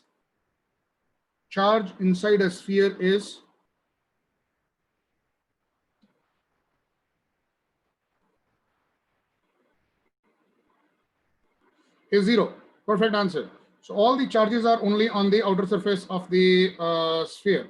So this is the Faraday's cage. So basically, if you have a mobile phone and if you don't want this mobile phone to ring, you don't want it to get connected with a tower, which might be sending it some particular signal, you just put it inside a metallic cage. Maybe you can cover it up with a utensil in the kitchen, okay, and you can keep your mobile phone inside. It will not work. Like inside an airplane, inside an elevator, inside trains. So all these kind of things are Faraday's cage examples. Perfect. You guys are good. Okay, fantastic. So now, in the same way, what we have to do is that we have to make shields which are made up of metallic. Typically, it is aluminum shields and sheets that we use. Okay, or there are some compounds of it, like Alnico is also there. Okay, so and yeah, microwave oven is also one of them.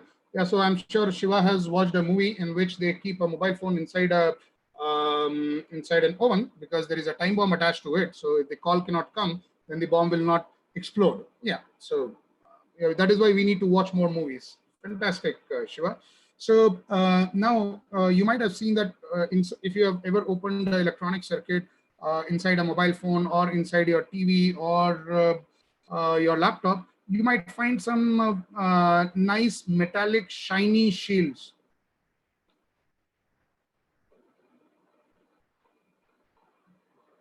Which are typically mounted with some nuts and bolts on the side.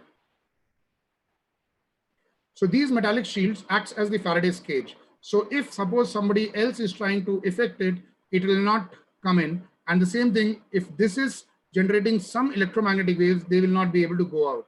So they will all remain inside only. So this is how by using a simple sheet of electronics, you can do it. Apart from that, the higher and better ways are when the tracks are moving inside a PCB, we have to take care of the tracks to block the PCB tracks from acting as antennas. So PCB tracks should not act as antennas. So very good. So there are plenty of things. So in the material science also, yes, if you don't want to go with the metallic thing, if we have some carbon compound based things, they are also used for EMC and EMI protection. So they are called as carbon fabrics. So material engineering guys have carbon fabrics which are there, which can be utilized in place of these metallic sheets. So if you want to make a drone which should not be affected by somebody else's signals, which should have, okay, then there are another two terminologies which are associated with it. They are called as LEMP and NEMP. Is there anybody who can tell the full forms of these?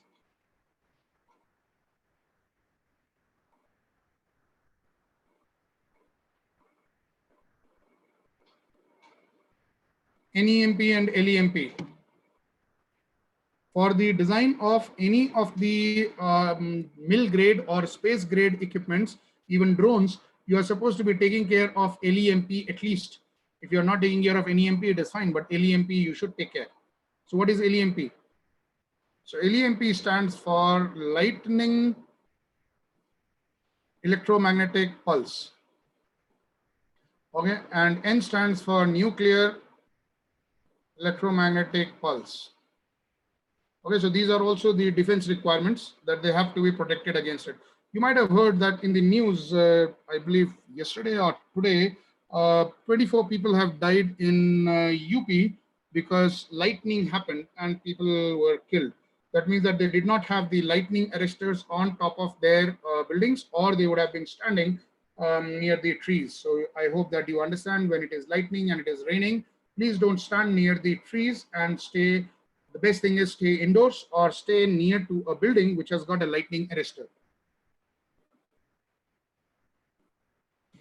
Now, it is all very fine to stand and personally protect yourself, but how do you protect yourself and electronics from the lightning EM pulse? So for that, again, there are some MOVs, fast-moving MOVs, and some ESD protection devices which are there. Plus, ESD is another thing, electrosensitive devices. So maybe we'll talk about it a little later.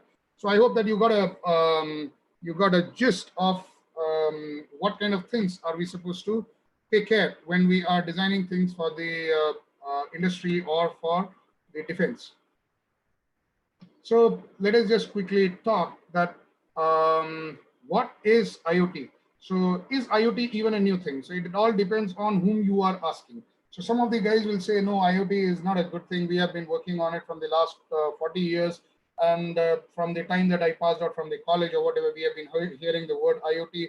Initially, it was not called as IoT. It was called as client server. We were taking the device information from one place. We were sending it to another place. We had the entire college connected on the same LAN. We had one major server sitting at the same place, on which we had all clients connected. And if we were able to send the data to it, and if we are able to collect the data from there, we were able to do all the processing and everything even at that particular time. So it is nothing new. It is only some few systems which have got changed. In place of systems residing inside our offices or inside our area, now they are sitting at somebody else's place. That's the only difference. Otherwise, it is a common concept. So depends on whom you are asking. If people have got less hair, they will say, no, it is an old concept itself. But if you ask the new guys who are fresh out of the college, and if you tell them that, okay, you are going to work on machine learning, artificial intelligence, AI, then IoT, wearables. So are these new things? According to me, again, if people have less hair, then they will say, no, we have already been doing all these things. We earlier used to call the machine learning and artificial intelligence kind of things as statistics and comparison methods. And now we have some slightly better tools which will be able to do some better stuff. But earlier also we were able to take some decisions. We were using thresholds. Now there are some other things like hysteresis and all which comes into picture. But otherwise the concepts nearly are the same. At our time there were walls, then transistors came, then the MOSFETs came, and now we are talking about multi-million transistors sitting on the same chip. Concepts remained the same. They were still, the transistor is being used as a switch or an amplifier. Nothing changed in electronics from a concept point of view. Everything is now having new terminologies. But the new guys who are passing out, they'll say, no, electronics has totally changed. Everything is new. Now we can sit at one place and look at another place. We can identify who a person is. So these kind of concepts are slightly new. So it depends on whom you are talking, but nobody will be able to really define what is IoT. So there are plenty of names with which people have been calling IoT in the past. So people used to call it as machine to machine, where we used to have a SMS-based system. If the device is able to cross a particular temperature or a level, it will send a message and it will be received by another machine. The machine will be able to reply it. Earlier, the machine might be a simple system. Now we say that it is a computer, a full-fledged computer which is sitting on the cloud. We have more decision-making things. We have now AWS, Google Cloud, and other computing mechanisms which will be able to run something on the servers. Earlier, people would say that, oh, I even had a laptop which was sitting in the same place, and at the level we could even switch on a pump or switch on a fan or temperature-based controls and other such things. So Cisco calls it as Internet of Everything. Practically everything and anything will get connected to the world through the some kind of connectivity is what is being targeted.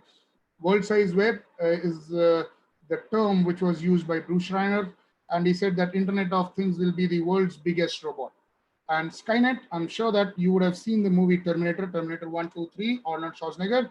So there they had used the terminology Skynet, which was kind of your Internet of Everything, where the machines started having issues with the humans and they start destroying each other.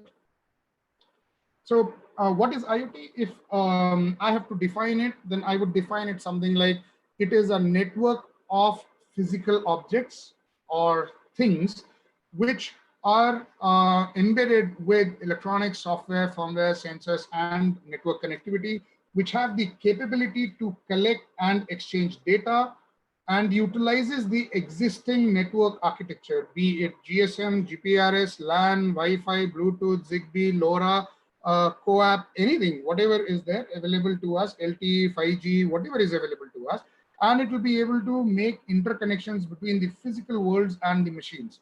So with this, we'll be able to achieve improved efficiency, accuracy, and economical benefits. So I hope you are all with me till here. You understand? You understood till here? Perfect. Let us go ahead. Yeah. So one of the things is that in between, one of you or some of you should just keep on saying yes, yes, yes. You see, what used to happen, I'm an old guy. I have just turned 42. Half of my technical life is over. Another maybe less than 20 years to go. So I'm neither here nor there. So my grandfather, when I was a very, very young guy, he used to tell me that, okay, so when I used to ask him, Grandpa, tell me a story. So when I used to go next to his bed before he used to go to sleep, he used to say that I will keep on telling you the story till the time you say yes. If you don't say yes, I will feel that you have gone to sleep and I will stop the story.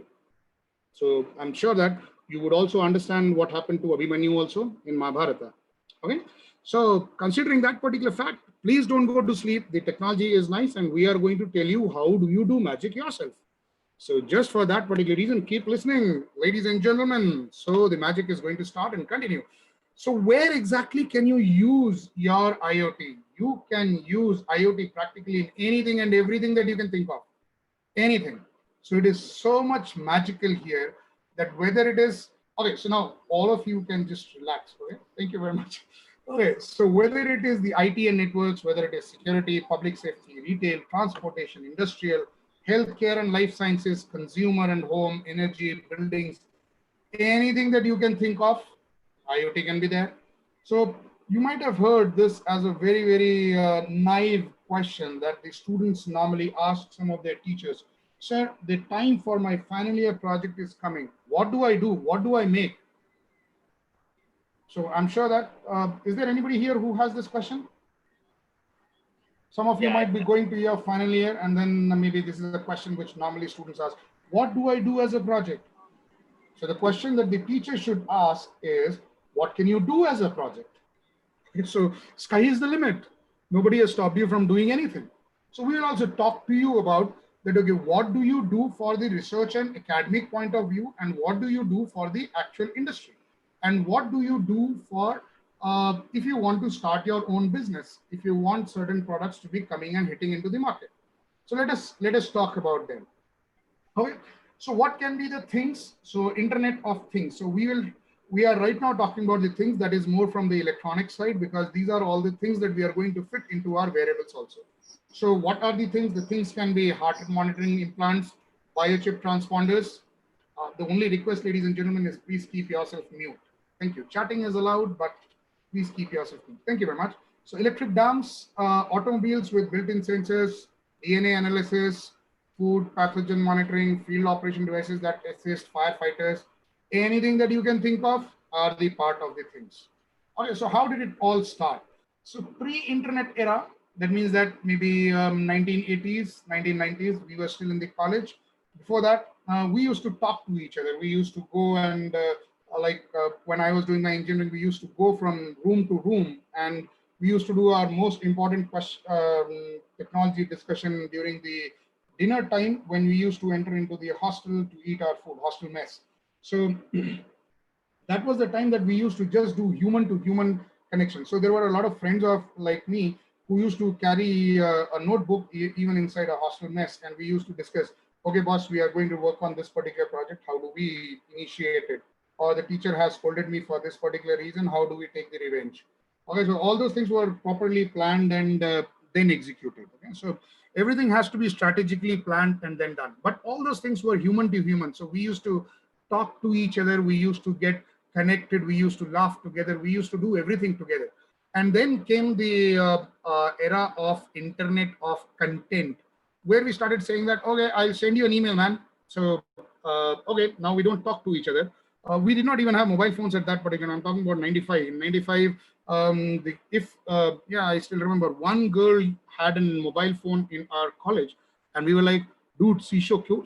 She's so cool. She has a mobile phone with her. Okay? She's a uptown rich girl kind of a thing. So, so those kind of things from that era, we used to say that, okay, I'll email you. Okay, what will you email? I'll email you hi. Okay, so because half of the time the content was not there. We were just simply sending the hi, hello kind of emails only, good morning, good afternoon kind of a thing. Then we started understanding that we can use it for better things. Like we can even discuss some of our literatures also. We can even send data sheets also to each other. That was so fantastic. Otherwise, we still remember for my final year project, I had to go around asking the lab assistant to please allow me to take a Xerox of our data sheet manual. Okay, now who talks about data sheet? The moment we talk about data sheet, we just do a Google LPC 1343 M0 Cortex PDF, and you get the data sheet, right? So it is so fantastic. Time has changed. Then it came the Internet of Services, when for everything we started adding the IT platforms and services, and we started adding E towards everything. So E became the elite also. Yeah, so I believe that most of you are from electronics and communication, electronics and instrumentation, electronics and electrical and electronics, electronics and telecom. So you are also coming under the E block. So you are also elite group. So just remember that, okay? Don't change your group. So apart from that, then we added the phones and applications, and then it became Internet of People when Skype, Facebook, YouTube started coming into picture. For us oldies, we had Orkut with us. We used to do a lot of chatting and trying to find out girls on that particular thing. Then apart from that, we came into the Internet of Things, and then the machine to machine actually started talking. Then the machine started thinking, dude, why are the guys talking to each other? We can also enjoy, we can also talk to each other. Why only humans can chat? Let us chat. So that is the time that identification, tracking, monitoring, metering, automation, actuation, payments, everything started happening, and the machines themselves can do all these operations for themselves. So this is the kind of environment where we are trying to go, from the smart networks to data and ambient content. Everything can be controlled in the Internet of Things realm. So how does it work? We typically have 4 stages of in the architecture. So how does it work? We have the sensors and actuators in the stage 1, in Internet gateways and data acquisition systems called DAS in our stage 2. So we'll also talk about stage 1 and stage 2 a little later during our discussion here after about half an hour. Then we take it to the edge and we take it to the analytics and pre-processing.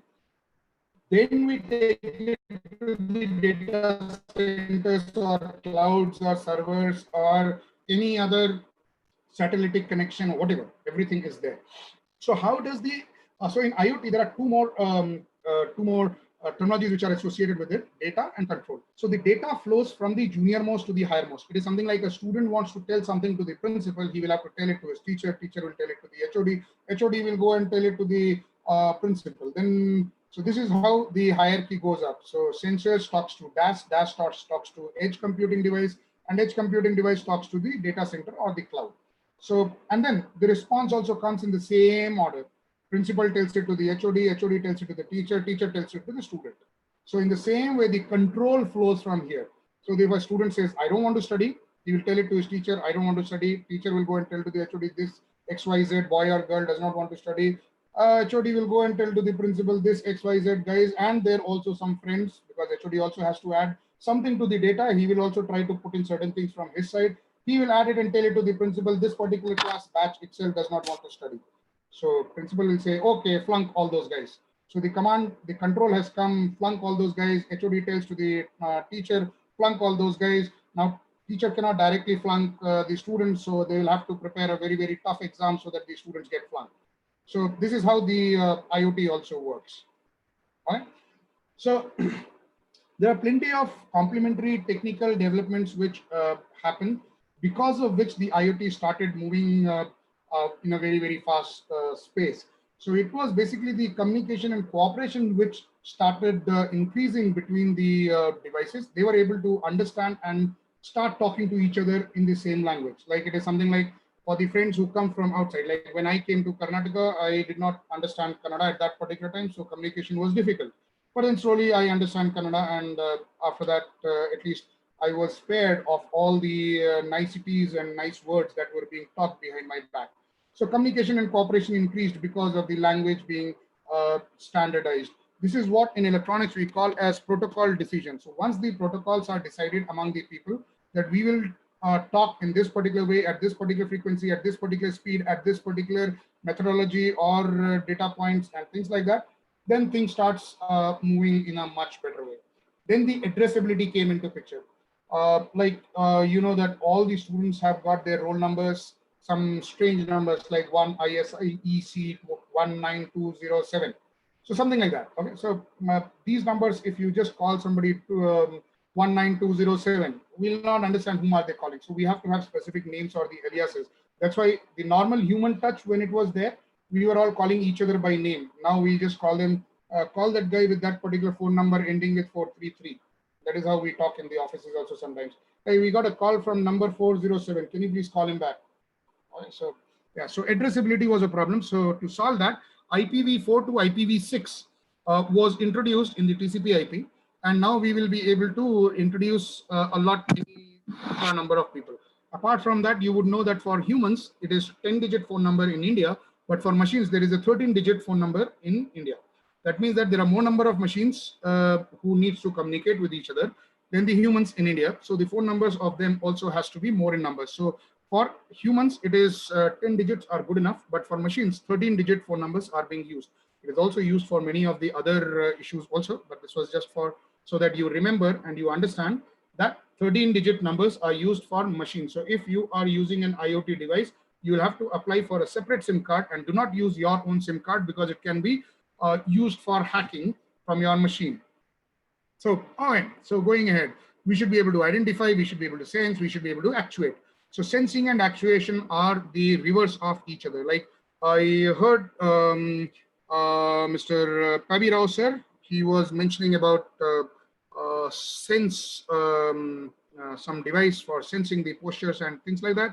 So sensing was on one side, and he also mentioned something about haptics. I'm sorry, I did not attend it completely, but he also talked about haptics. So haptics was the actuation part. So we will bring all those magic and we will try and see how will we solve that particular magic very, very soon. Then apart from that, we can have the embedded information processing very easily for all of you guys. You can use Arduino or Raspberry Pi. I don't personally recommend them, but yeah, sometimes for the normal kids who don't know good coding, they can use those two platforms. For the adults, I would not recommend using Arduino and Raspberry Pi. Then localization, you have plenty of devices to identify your space. Beacons are there from BLE. You have GPS. You have got indoor and outdoor navigation with assisted GPS and plenty of other things going forward. And then you have plenty of user interfaces which are available for you to start working on your concepts. So again, were you able to hear me? Am I clear till here? Some yes, yes, yes. Perfect. Thank you very much. We got a lot of yes. Thank you. And I hope that the speed is okay. You are able to understand whatever I'm speaking. Perfect. Thank you very much. So we'll continue with the same pace. We have a lot of things to cover. Okay, so structure of an IoT, we have four basically the things which comes into the IoT. Tagging things, we can identify, we can trace, we can address, we want for everything a number, we want everything to be identified, we want everything to be traced. How many of you have seen the Matrix movie?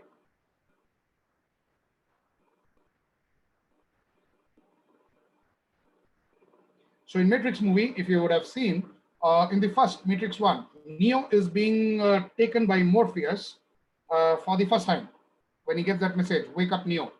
I hope you remember the movies. Ladies and gentlemen, please watch a lot of movies. If anybody says do not watch movies, tell them, yes, I will not watch movies, but on your own, please do watch movies, okay? This is one of the best things that you can do for yourself, but watch good technical movies. So Morpheus, when he is taking away Neo, he pulls out a thing which looks like a crab or a scorpion kind of a thing from inside his body, and he throws it out. And he's like aghast, what happened? What just came out? And he says, it was a tracking device. So basically everybody and every person was being tracked in that particular movie. So if the machines knew what humans were doing at what particular time, they were even able to understand what they are feeling, where they are going. So all those things were being tracked. So they are fantastic machines that people are talking in the futuristic things. So feeling things. So sensors will be able to take in the information and then do things like God has given us 5 senses. Okay, in Hindi they are called as Indriya, and the person who is able to control them is called as Jitendra, Jitendriya, who understands and who controls these Indriyas. So that means that he is able to control what kind of sense is coming to me. And in all the things which are the most powerful, so can anybody say that humans are facing the most difficult thing or to sense? What is that sensory organ which is very, very difficult to replicate by humans? What is that most difficult sense? And a brain is not a sense. Brain is an equipment to do feeling. So touch can be felt by haptics. We'll talk about it. All right. So light can be seen by eyes. So as somebody said, it is taste by tongues. So it is the most difficult thing as of now to implement. But however, there are some people who are trying to talk about and bring some tastes of sense also. We can smell very easily. We have a lot of electrochemical sensors which can tell you the smell, but they cannot. Smell is easy. Smell is easy. Practically, we can smell everything. Taste is very, very difficult. Okay, so shrinking things, we have to miniaturize everything. They say all good things come in small packages. So yeah, so that is why Sachin Tendulkar was such a great batsman. Okay, so we want everything to be compact, small, reduced in size. Okay, and then we want intelligent, embedded thinking devices which have to start thinking and taking some action based on themselves. So that is what IoT comes into picture there. So a study says that by this year, there'll be 7.6 billion people in the world if COVID does not change the statistics, and there'll be about 50 billion devices. So COVID will not be able to change this. Okay, so that means that per person, there are about 6.58 devices which are connected to the world. So there are 50 billion devices, and the machines went ahead of humans somewhere in the 2007 or 2008. Now let us see that what happens when these 50 billion devices become connected. So it is something like anything and everything is connected to each other, from the building management system to generator sets to your mobile phones to my laptop to your college server to a 3D printer to White House office, anything and everything, they are all connected to each other. Anything can be controlled from anywhere. So this is the phenomenon of saying that everything will be connected to each other. This is the absolute connection. So I hope that you would have seen the movie Avatar. So in Avatar, he says that when somebody gets connected to the nature, so everything gets connected. So they all were connected together. So that's why they were able to coordinate among each other. So this is the brilliance that you watch in the movies and then you put into electronics and then you put into your projects. So that is what we typically try to inculcate and try to train people, that how can they see a movie, how can they watch a movie, how can they make a project, how can they watch a movie, how can they become an entrepreneur, how can they design and get a concept and then convert it into an actual product. So what is IoT required for, and how can it actually save money for us? So so there was a GE study which was done that if because of IoT, we are able to save just 1%, nothing more, just 1% in all the applications which are there, we'll still be able to save a huge amount of money. Like just in oil and gas thing, if we are able to automate and if we are able to implement IoT devices inside it, $90 billion can be, $90 billion can be saved. And in aviation, 30 billion. I'm sure that this number would have gone down because the aviation industry is down because of COVID. But yes, you can get the picture that so much can be done by IoT. So some of the applications of IoT, anything that you can think of will be part of the IoT, but let us just still read them for the namesake. Building and home automation, manufacturing, medical, healthcare, media, environmental monitoring, infrastructure management, energy management, transportation, anything that you want for the kids and for elderly, you just think it and it is magic. So we are magicians. That is what. So if we are working in this particular field, we are magicians. We can do anything. You name it and you will have it.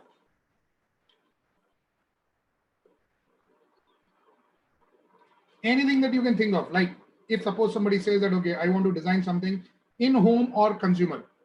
So you can start with light bulb, security, pet feeding, irrigation controller, smoke alarm, refrigerator, infotainment, washer, dryer, stove, energy monitoring, everything in home.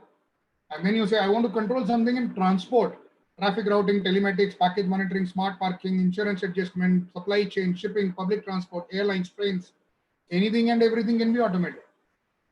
Health and body, starting from patient care, elderly monitoring, remote diagnostic, equipment monitoring, hospital hygiene, bio-wearables, food sensors, and now we are getting into reminding even people that you have to take the medication. Now it is no longer that the parents have to tell to their kids, hey, did you take the medicine? Or like my wife does not have to remind me in the morning, hey, you have come for the breakfast, did you eat your thyroid medicine or not? So now all those things are not required. Alexa can remind me half the time. The moment I get up, Alexa can tell me, hello, good morning, rise and shine, you have to eat your thyroxine medicine. Or If I get up, after some time, my alarm can also say, hey, you did not eat your thyroid medicine. It can also tell me after 1 week, hey, guy, you did not call your mom also from last 1 week. She is getting angry. Okay, so all these things can be saved. So anything that you can think of, whether it is mother calling, pet feeding, pet calling, doctor calling, wife calling, kids calling, principal calling, HOD calling, project submission, anything and everything that you can think of, everything can be put as the part of IoT, and everything can be automated. Cities, they are the prime things in the market right now. Anybody who's working on smart cities will get funded. And right now is the COVID time. So anything that you even say, oh, I am planning to do something for you are already selected. No problem.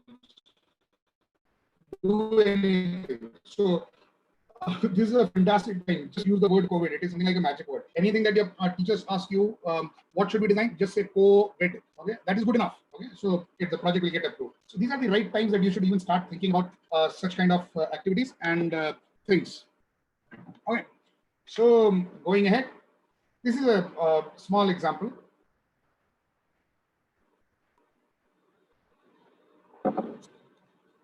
A garbage truck. So we all have our dustbins full in our colonies. We have people calling up the BBMP guys, hey, the dustbin is overflowing. Please come. Garbage bin is already full. You have not collected it from so long. The garbage truck guy says, hey, I came 4 days earlier. Nothing was there. So I came back. So I thought that it does not get filled in 4 days. So I'll come on only after 5 days or 1 week. Let it overflow for 1 or 2 more days. I will be able to come there again. Now you see, this is an unintelligent system. It is not an intelligent system. So we need to make sure that this can become intelligent. So what is the simplest thing? Can anybody just tell what is the simplest thing that you can put inside a garbage system to tell that it is overflowing or it is full? Anybody? What sensor can you put in? So somebody is saying IR sensor. So you have to understand that if it is an IR sensor, it is light and it is line of sight. When it is line of sight, it will get corroded very, very soon. It will dust will come on top of it and your sensor will start giving you wrong results. So Swarubini is saying proximity sensor. Yes, proximity sensor, but it is not a metallic thing. So how will you find the reflection with the proximity, and what kind of proximity will you be talking about? Perfect. So Sudha from VIT. Perfect. So she said ultrasound. Ultrasound can be one of the things, but where will you put the ultrasound? So it is not ultrasound, it is ultrasonic. But where will you put ultrasonic sensor? Gas sensor will not be accepted because there can be liquid also inside. So ultrasonic is a plausible answer, but where will you put the ultrasonic thing? So Aman says ultrasonic sensors on the top of the bins. Perfect. So when the bin is closed, on the top roof of the bin, we can put ultrasonic sensors. But do you understand that ultrasonic sensors also, if suppose somebody puts some wrong waste or some liquid waste on top of it, you will not be able to use an ultrasonic sensor anymore. So even ultrasonic sensor is also not right. So what sensor will you use? Level sensor can be used only for liquids. And inside our garbage, we don't throw only liquids. It is not the water that we are putting there. We throw a lot of different types of garbages. So Manip is saying capacitor-based sensors, but capacitance will also change because people will not be able to clean it every time. Cleaning is a problem. So capacitance sensor will not come into picture. Because on the sensor itself, suppose an equipment gets stuck, some dust gets stuck, then it will stop working. Perfect. Swarubini, it is load type sensor. So it is called as load sensor. So you can measure the weight of the device. So you can put a load sensor below the dustbin and you can find out how much is the load inside. But again, it can also be that what kind of material is there inside, because of which the load can also vary. However, it will not vary too much because the garbage is a predefined type of garbage. So we don't throw metal pieces inside a garbage thing. So we throw the home equipment, things, we throw the dust. So it has a standard weight, so we can very quickly identify. Now, if we have to talk from here to say our central monitoring station, maybe BBMP office, how will we send this particular data? What will we use?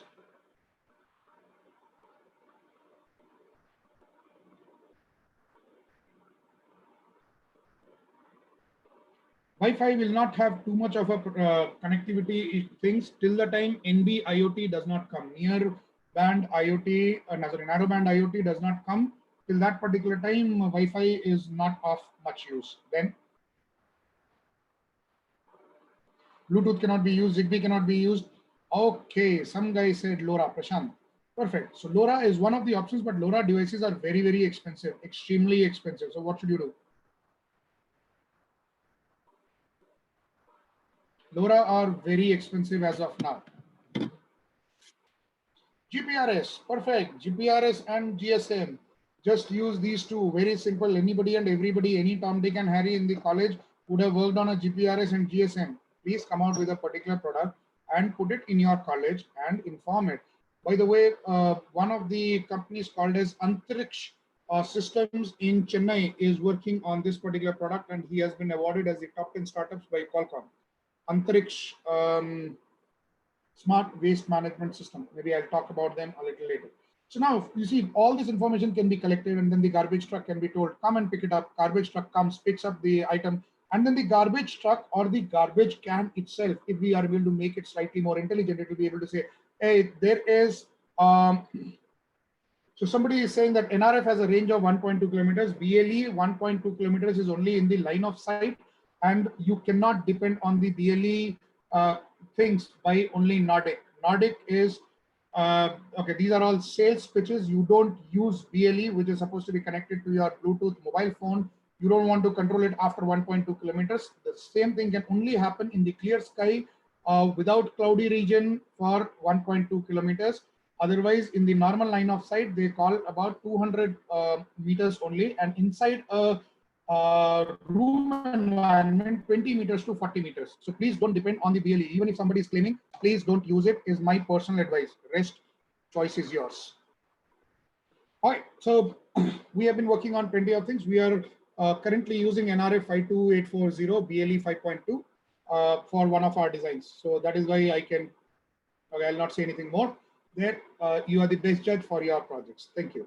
So now the sensors that we can also put inside these garbage cans are more intelligent also, which can say, I have got some radioactive material inside, I have got some medical waste inside, I have got some sanitary waste inside, I have got food waste inside, I have got some metallic waste inside. So if we are able to put these kind of sensors, then we can also send the information to a lot of other places like health and sanitation department, manufacturing plants, recycling plants, BBMP office, and other such things. So this is just an idea, concept that we can talk about. Where else can you use IoT? Anything and anywhere where you can consider. So it is something like in a school for augmented and virtual reality, to classes being taken by the robots, to controlling their air conditioners, to controlling their notebooks, tablets, smartphones. People should be able to talk to each other. Their kitchen and menus can be controlled. Their vehicles can be found out where the vehicles are there. Vehicles can be tracked. People can be tracked. There will be some romantic spot in your colleges which is not supposed to be visited by the students, you know, for the reason why. All those things can be tracked here by IoT. That, okay, somebody is entering there. Is he alone? Is he with somebody? Somebody is who? So all those kind of things can be done. So whether it is school, it is college, anything. So you can come up with designs.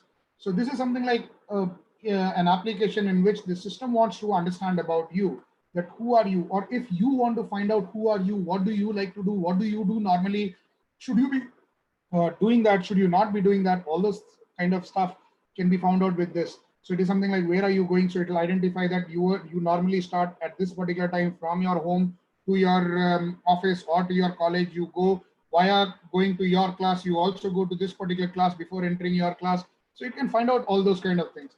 You see, this is the typical spy movies that you must be seeing, that a person wants to do a heist in one of the banks and he first goes and checks, the bank locker guy comes at this particular time, manager comes at this particular time, bank is opened at this time. He does some 20 days training on this, and then he thinks and plans that, okay, now I will do the heist. You should watch a movie called as Italian Job, a perfect heist movie. Money Heist. Yeah, perfect. Thank you, Aman. Yeah, so you should watch these movies to really understand how to become a Superman. Okay, and there was a movie called as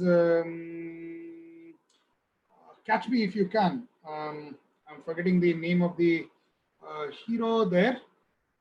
Leonardo DiCaprio was the hero, but his actual name in that particular movie, that was a fantastic guy. He used to fool the police guys, and then police later on hires him to catch the other thing. So there was an Indian clone also of that movie called Bunty and Bubbly, which was made in Hindi.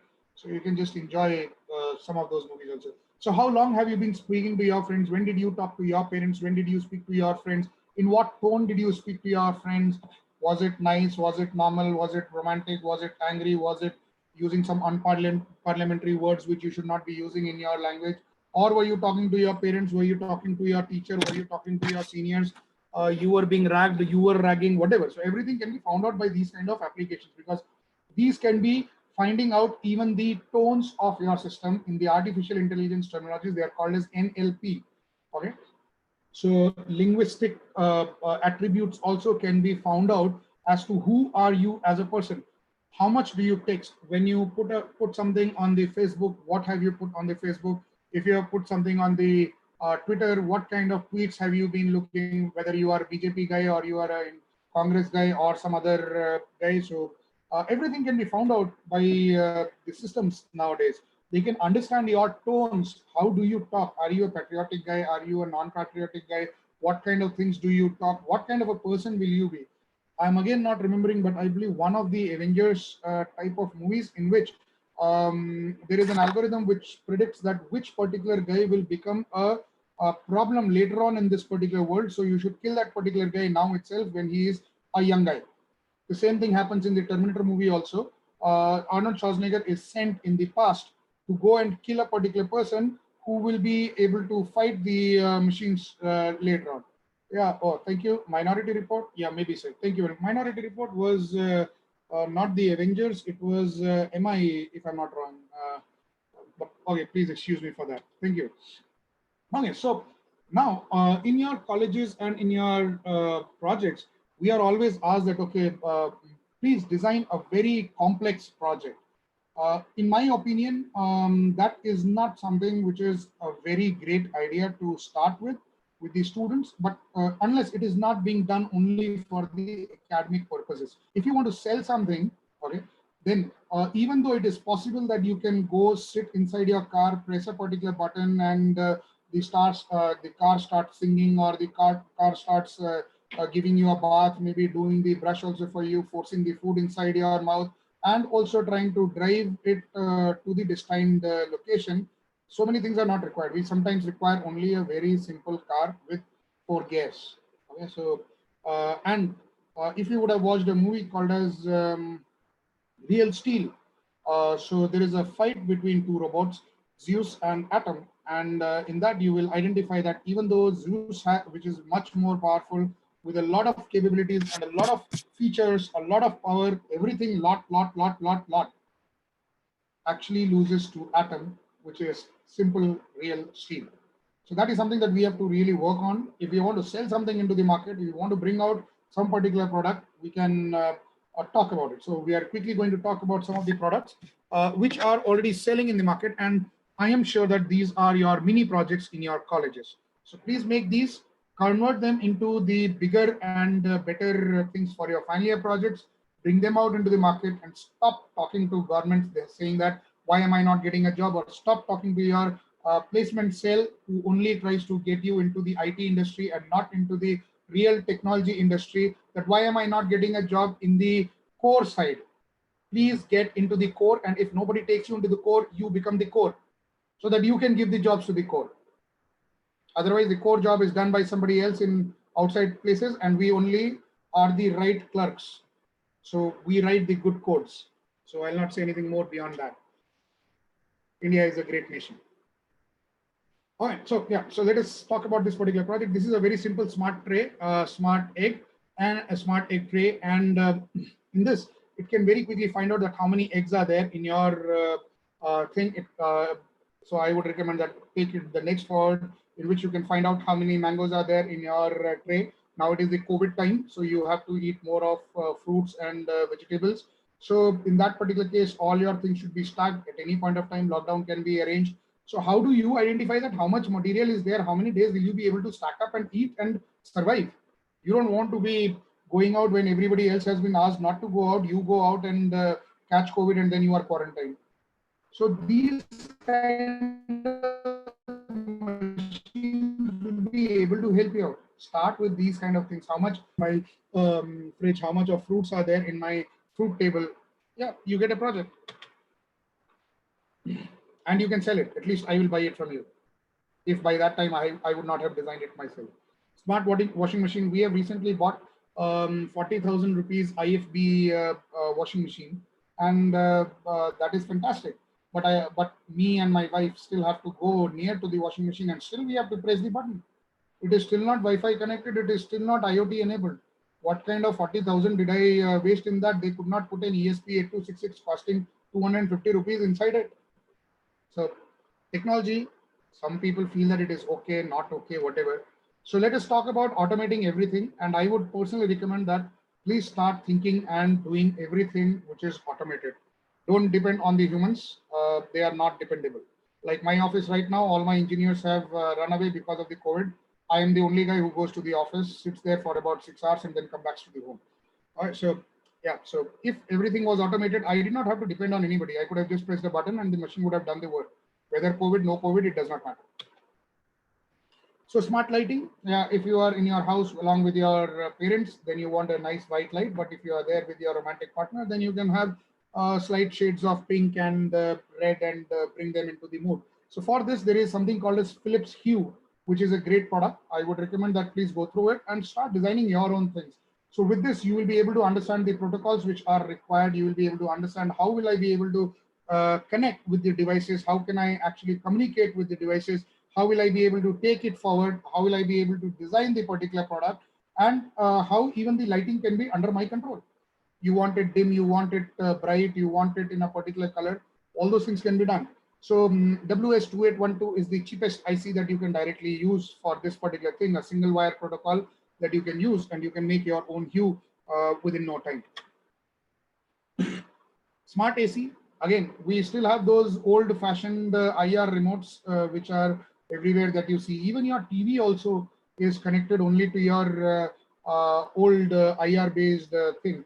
So now at least the phones are smart TVs are there in which you can install an app on your mobile phone and then connect to your TV, and then you can change the channels. Okay. Yeah, so Krishna Prasad is saying mood lighting is already there, right? Gentlemen, ladies and gentlemen, I would like to bet on this that anything that you can think of is already there. Okay, so don't depend on what is there. Think that if you are a great engineer, just try to make a bulb yourself. In the next 6 months, design a bulb with a tungsten, which Edison had made it about 200 years back or 150 years back. Please try to do it with your own hands. Make a lighting bulb, 10 watt, 20 watt, 50 watt. And I'll promise you that I will take you to a particular height where you will be owning an industry after that. So don't worry what is there in this world. Everything that you can think of is there in the world. Nowadays, you see that patents also which are being filed, they are only tweaking the patents which are either expired or with something else. I have recently filed 5 patents and I know how I have written those patents. The newness is not there. Anything that I can think of is already there. I just have to mutate it slightly, mutilate it slightly, add in a particular feature that, okay, I will also connect a Bluetooth to it. Bluetooth will also be able to do this particular feature. And that is how I have applied for the patent. So if you can think of some real nice idea before talking to anybody else, don't do the project right now. Please apply for a patent. Don't even write a paper on it. So just my advice. So everything is there. Don't worry about it. What can you do with your own hands is the thing. Okay, smart sleep system. Again, Fitbit has it. Everybody, there are plenty of things who have it, and it will be able to track what time did you sleep, when did you have the rapid eye movement, when did you have apnea, when did you snore, all those kind of things. It will be able to find out. Okay, smart weather stations. Again, everything is available, but can you do it yourself? So right now, PM 2.5, PM 10, PM 1.0, PM 0.3 are the most important parameters which needs to be identified. COVID is in nanoparticle size. So 0.3 nano, if you are able to identify, you might be able to identify that there is some virus or bacteria which is there in the air and you need to kill it. So for that particular reason, if you have the design capability, please design a device which can be taking in the air, circulating it. That is how the air conditioners work. But you can even have air cleaners and which can even take away using the HEPA filters and activated carbon filters the viruses and bacteria also. I am personally talking with Eurekaphobes on one of the projects on this through one of my friends. So everything is there, ladies and gentlemen, don't worry, everything is there, don't worry about it. What can you do is the question. Smart bin, another guy, Big Belly, has already started doing it. So it automatically informs the BBMP guys or the city council guys saying that I'm full, so please get me lifted. Smart gardening, drip irrigation, you would have already heard, and many of you might have implemented it. Please understand that just by switching on a pump, using the 12-volt adapter, which is from the market with an Arduino connected on an ESP is not a product. It is a mini project. Anything which is done on an Arduino or a Raspberry Pi is a mini project. Please understand this. It cannot be sold in the market. Maybe with Raspberry Pi, you might be able to sell it, but it will be prohibitively expensive. Your competitor like me would come into the market, kill you with the pricing, and you will just keep happily understanding about it. All right. So yes. So so please don't use these things. Design your own product. Microchip has got things from PIC 10 all the way up to PIC 32.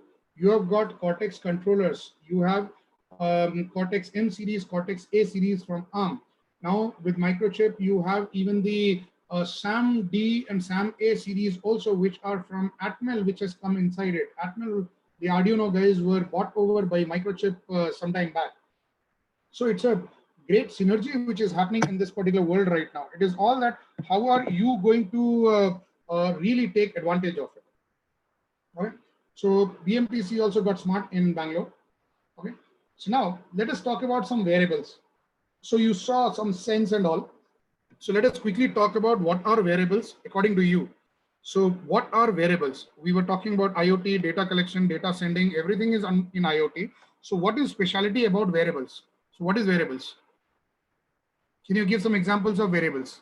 I'm sure that from the morning, some discussion would have happened on it. So what are the examples of wearables? Smartwatch, okay. Google Glass, perfect.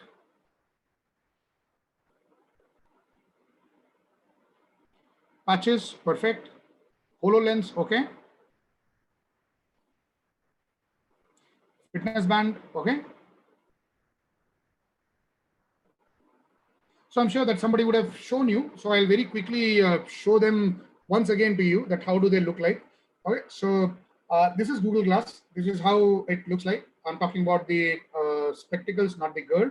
Okay, and this is how the information can also be put in by a prism, with a projector.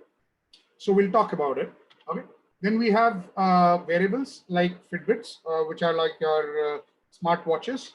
Then we have motive ring. That means that you can even wear it as a ring. Then we have some glasses in which you can draw hearts, you can send some messages, and you can control everything from your mobile phone itself. What do you want to say to somebody? You are not able to speak, so you can type it down and your glasses can talk about you. Bluetooth key trackers are not wearables. They are not touching your body. So Bluetooth key tracker is a part of IoT, which is in the asset tracking department. All right? But it is not in the wearable. But wearables, so Chimion is a glass on which you can draw and you can put things. Okay.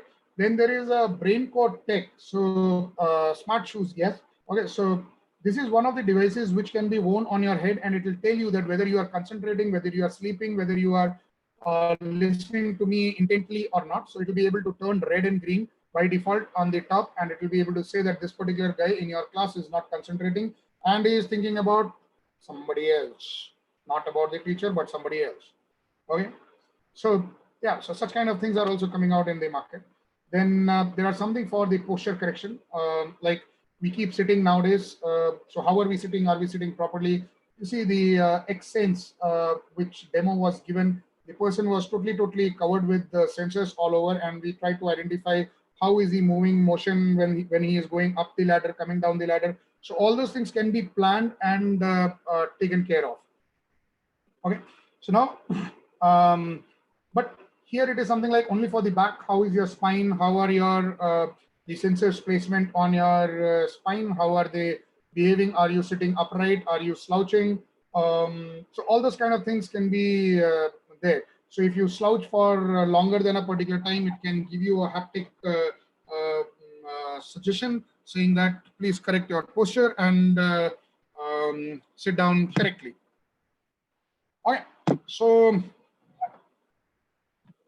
another such kind of thing is called as dorsum exospine, which also tries to find out when is your back not in the proper condition. Okay, and then we of course have smart clothing, smart shoes, and things like that. So let me stop here for some time. We have still plenty of slides, but let's not worry about them. Let me take you through some exercise. So let us try to make some project. So can you give me some suggestion that what should we try to design? We have seen so many products. If anybody can tell me that what would you like to design in wearables or better wearables, because wearables is a subset of IoT. So I will add in all the features of that also. And let us see how do we design a particular product. Okay, so let us all get into it very quickly, and let us try and say the project time or the fun time. So I'll take you through the product design cycle, that if a teacher asks you, make a project. Okay, so so what particular project should we design? So what project?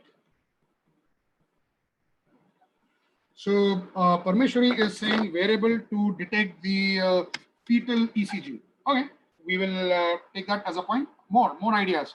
What do you want to do? Let us quickly discuss on that. Some more ideas. Then we will take a voting as to who wants to do what, and then we will start designing it in front of everybody. A location-based ban which gives information to the health officials, a person who is violating the home quarantine norms. Okay, so COVID ban, we will call it COVID ban. Then this is idea number one. Idea number two was fetal ECG. If I'm not wrong, you have typed the wrong spelling of fetal. If I'm not wrong, it is supposed to be FOETAL, fetal ECG. Can you please check the spelling of fetal and please correct me also. I'm also slightly confused, but I feel that FOETAL is the right spelling. FETAL is not the right spelling. Okay, sleep monitor.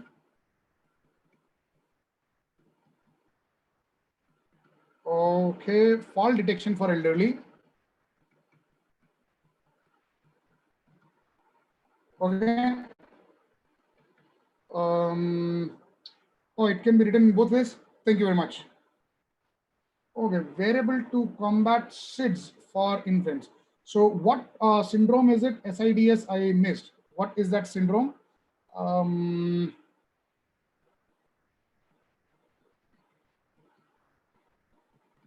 So I forgot the full form of SIDS.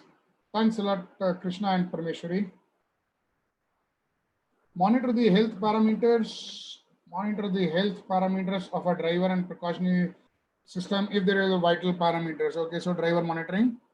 By the way, I am launching a company called as Drive Intelli.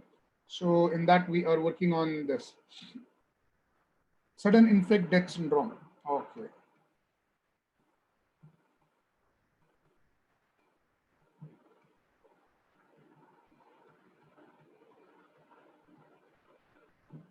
Okay, and what is this? Monitor the health parameters of a driver. So driver monitoring. Okay. Any more ideas?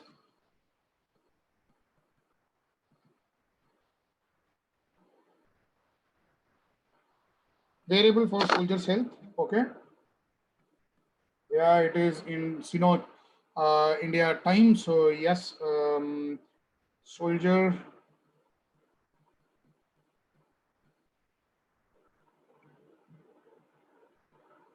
Okay, machine which can tell what the other person is thinking.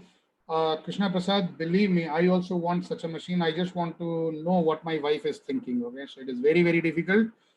And I don't think so that I am, as of now, technically capable enough to even think of such a machine and let you know. But the day that I am able to find out what my wife is thinking, I will definitely try to do that. Even I am also looking out for. So if you have anything as an idea, please contact me. I'll share my phone number with you.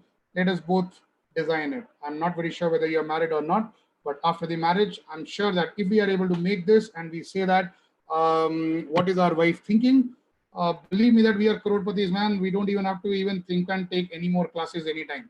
Okay. Oh, Krishna, you are in first take BTech. Oh man, you have a long time to go. So find out a girlfriend at least. If you find out a girlfriend and if you are able to understand what does she want, yeah, let's make that particular product. But I can understand why do you want that particular project now? You are still in the first year. Your hormones raging. Cool, very nice. Yeah, even I wanted it when I was in first year.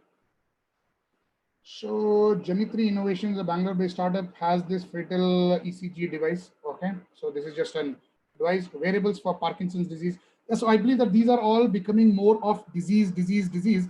So I will request that we will drop from this list combat SIDS and ECG. I can talk, but let us drop from the discussion as of now. Even though you will understand that there are 4 patch. And this requires a huge amount of PQRS understanding. Okay, and your photoplethysmograph in which your pulse has to move like this. Okay, so all these points and other such things. So it will become slightly difficult for me to cover it in half an hour. So just because of that, we are cutting down on point number 2 and 5 as of now. Okay, Parkinson's I'm not taking into consideration as of now, because again, for that, you will require many hormonal changes and many other changes, especially the Alzheimer's, Parkinson's, and these kind of diseases.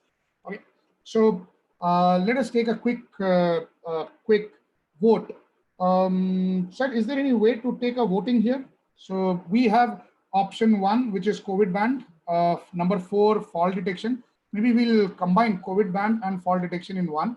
Okay, driver monitoring and soldier maybe wearable we can combine into both, and then we can maybe try to do something together. So please let me know. Please take a quick vote on. So this is combination number 1. I guess we don't have any voting system, so like people can put in the chat box only. Yeah. Okay. Yeah. So, ladies and gentlemen, you can just type in quickly that you want option number 1 or option number 2. Okay. So 1 1 1 1 1 2 2 1 1. So we are getting about this thing, but okay, I believe one is going Yeah. more. Yeah, Okay. I guess so. So okay, so let us do 1, and if time permits, we will try to do second also. So ladies and gentlemen, thank you very much for being awake. Let us continue. Okay, so you see, electronics is one of the easiest subjects that you can ever study. Okay, this is something like how simple we men are. Okay, we are absolutely digital in nature. Like for example, if I am hungry, okay, then I'm hungry. Okay. When I ask to my wife or to my daughter or to my mom, are you hungry? They say somewhat hungry. So I have still not been able to understand what is the meaning of this somewhat. Okay. Are they hungry or they are not hungry? Okay. Nevertheless. Okay. So, so we men are pretty easy. We are digital, 0 or 1. So please understand that electronics is extremely easy and covering the concepts of only zeros and ones. You don't want something, it is false. You want something, it is true. You say that it is low and you say it is high.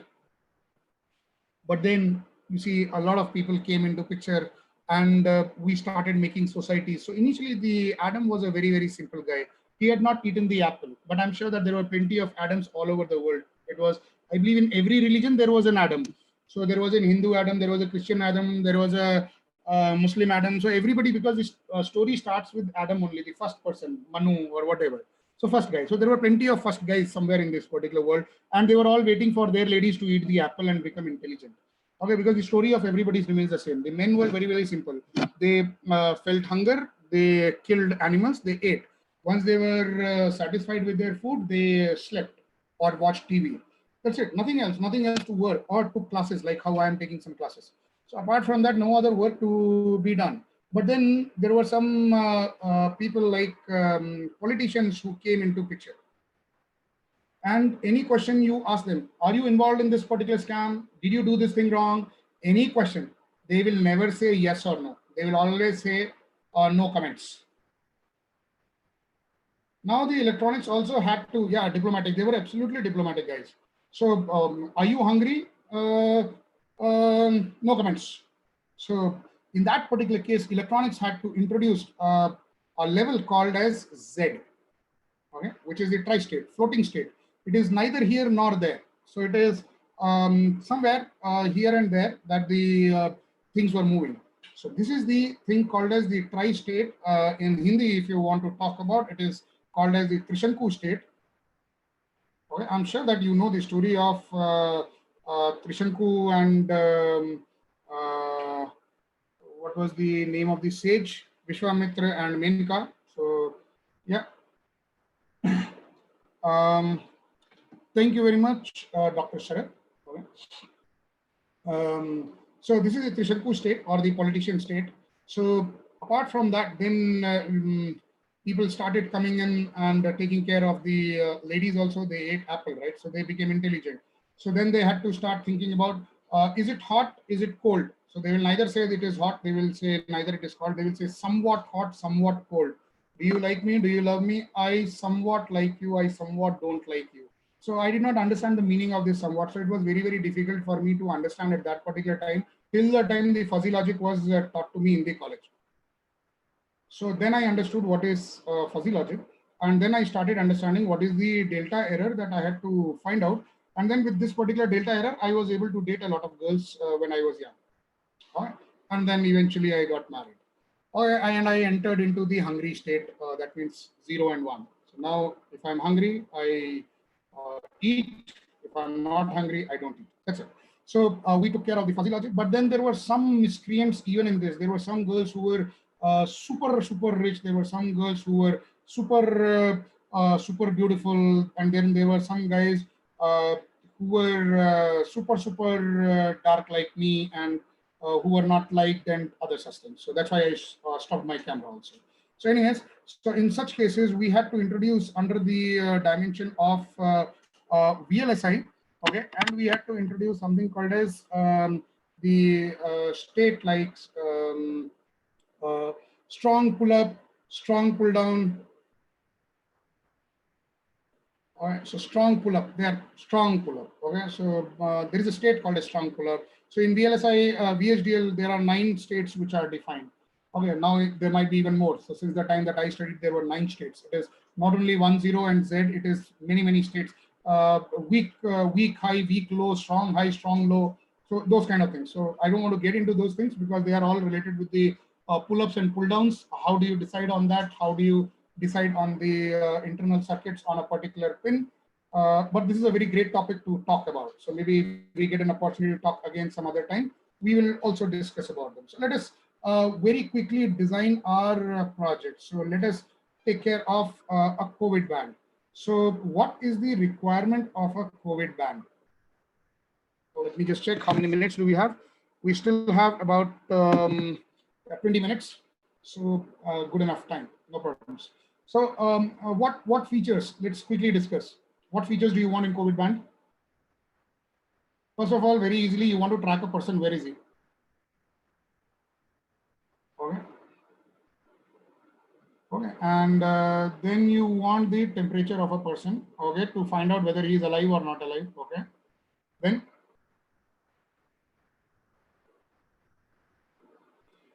Then there is an accurate location within 50 meters. Okay, so the moment we have talked about tracking, we don't want to track him that he is in Bangalore. So it's okay. Okay, so measure the distance between people. Measure distance between people, okay. Proximity to other bands, okay.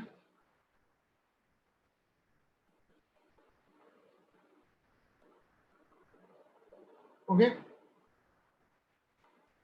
If you see, point number 4 can be reduced if you are, and point number 3 can be removed if your point number 1 is proper. Okay, nearby hospitals connect. Okay, so address of or information. I'll write it as information to the nearest.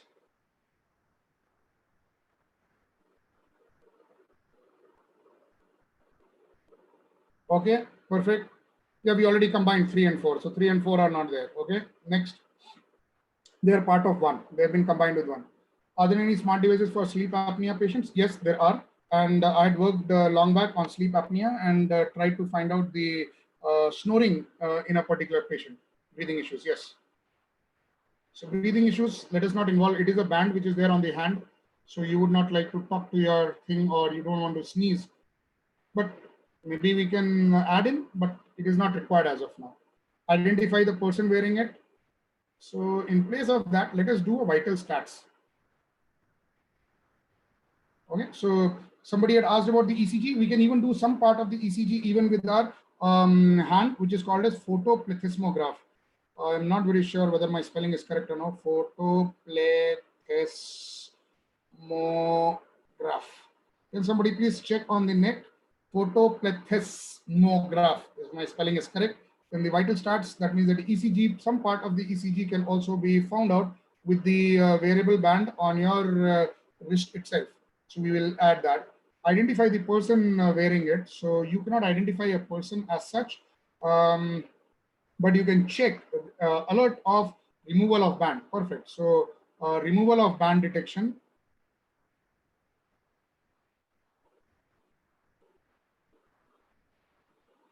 Okay. Photo play THY. Okay. Play THYS. Okay. Thank you. Plethysmography. Thank you. So thank you for correcting me. Yes.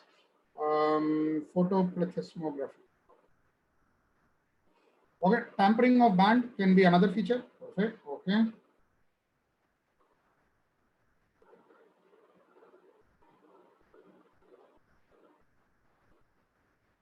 Quick. We are running out of time.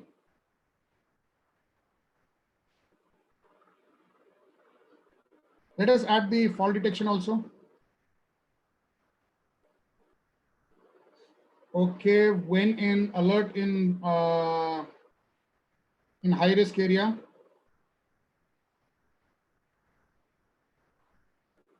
M2M, okay.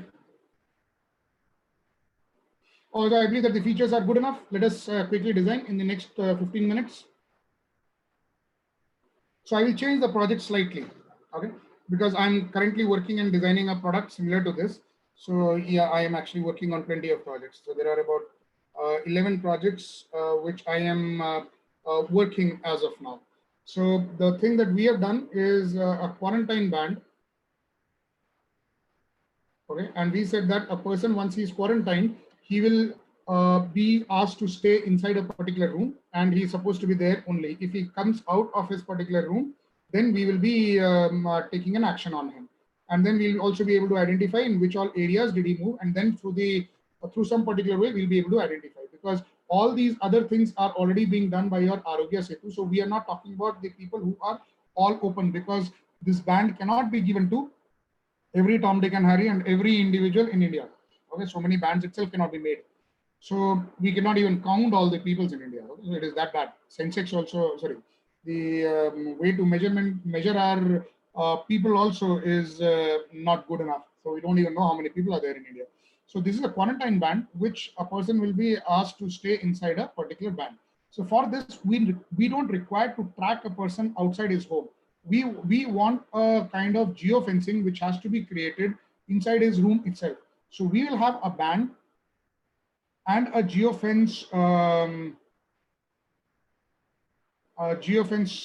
tag connected to it. So this is basically a Bluetooth beacon, and on the band there is a BT which is already connected, and it is connected to your app. So mobile app BT has to be on. So if your mobile phone BT or this BT or this BT, any of these turns off, this is something like removal of band detection. So our first detection is any BT off.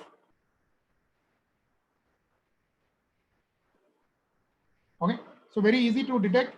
If you have an Android app running here, you can just do a scan and you can very quickly find out that a particular thing is some particular beacon is not present. If this particular BT is off, there is a from the cloud, it is already connected, and this is supposed to be sending the data that we are together in one range only. So person is also there, mobile is also there, and this geofence tag which has been fixed inside a particular room is also there. So once it is logged, then it cannot be opened. So this is something like a wall mounted thing that we have done. And once this is done, then this particular thing has got GPRS facility also, and this can inform its own GPS location to the net. So we understand that which particular building, where exactly it has been loaded, and this is supposed to be having a internal 13 bit or 13 digit phone number SIM card inside this particular thing. So with this, we'll be able to identify that this particular device is not moving anywhere, and it is in the range. So this is where we are using the Nordics device with the range control, and we are able to identify that the person is still there inside the house. Okay, so this is your measurement. So we are not doing the measurement of the distance between people, but multiple people, like the entire family, can be quarantined together. So family quarantine is possible in this particular case. Okay, so let us talk about the next feature. Okay, so it is pretty easy in that particular sense that you can get it up and running. Okay, so the next thing is that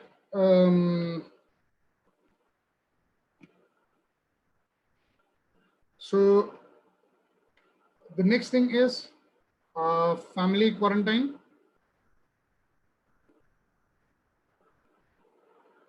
Okay. Now we also wanted to understand the temperature sensing. So we are using BME 280 as the temperature sensor. Okay, I2C. This is from Bosch. Pretty powerful.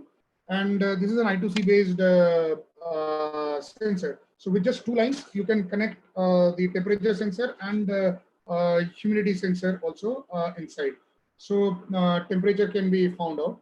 Then if then we are using the photoplethysmography inside that, which is also used inside Fitbit. You might have seen a green LED and a photo detector.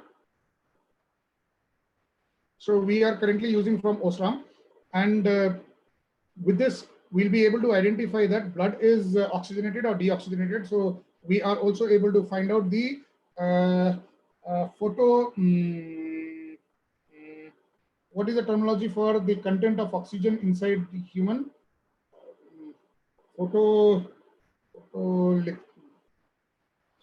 Oxygen content in humans. What is the term for it? Please let me know. Okay. Then with this, we'll be able to get that. And we have, no, oxygen saturation is not the word. It starts with P. Okay. So, okay, I'm growing old. Okay, so anyways, so after that, for fall sensor, we are as of now using MPU 6050, which is not the right one because it is prohibitively high. This is a I2C sensor with 3-axis gyro and 3-axis 3-axis accelerometer. Okay. Apart from that, it has a temperature sensor also. So that is the reason why we are dropping down BME 280 from our design as of now. But MPU 6050 is outdated. So MPU 9150 is what we are currently. Thank you very much, Adarsh. Pulse oximeter. So pulse oximetry can be done to find out the oxygen content inside that. So MPU 9140 from InvenSense is the next sensor that I would recommend that if you are planning to use it in some new designs, then please use these. A pretty expensive thing, but definitely worth its while. So all these things, whatever you saw from Sense or you saw from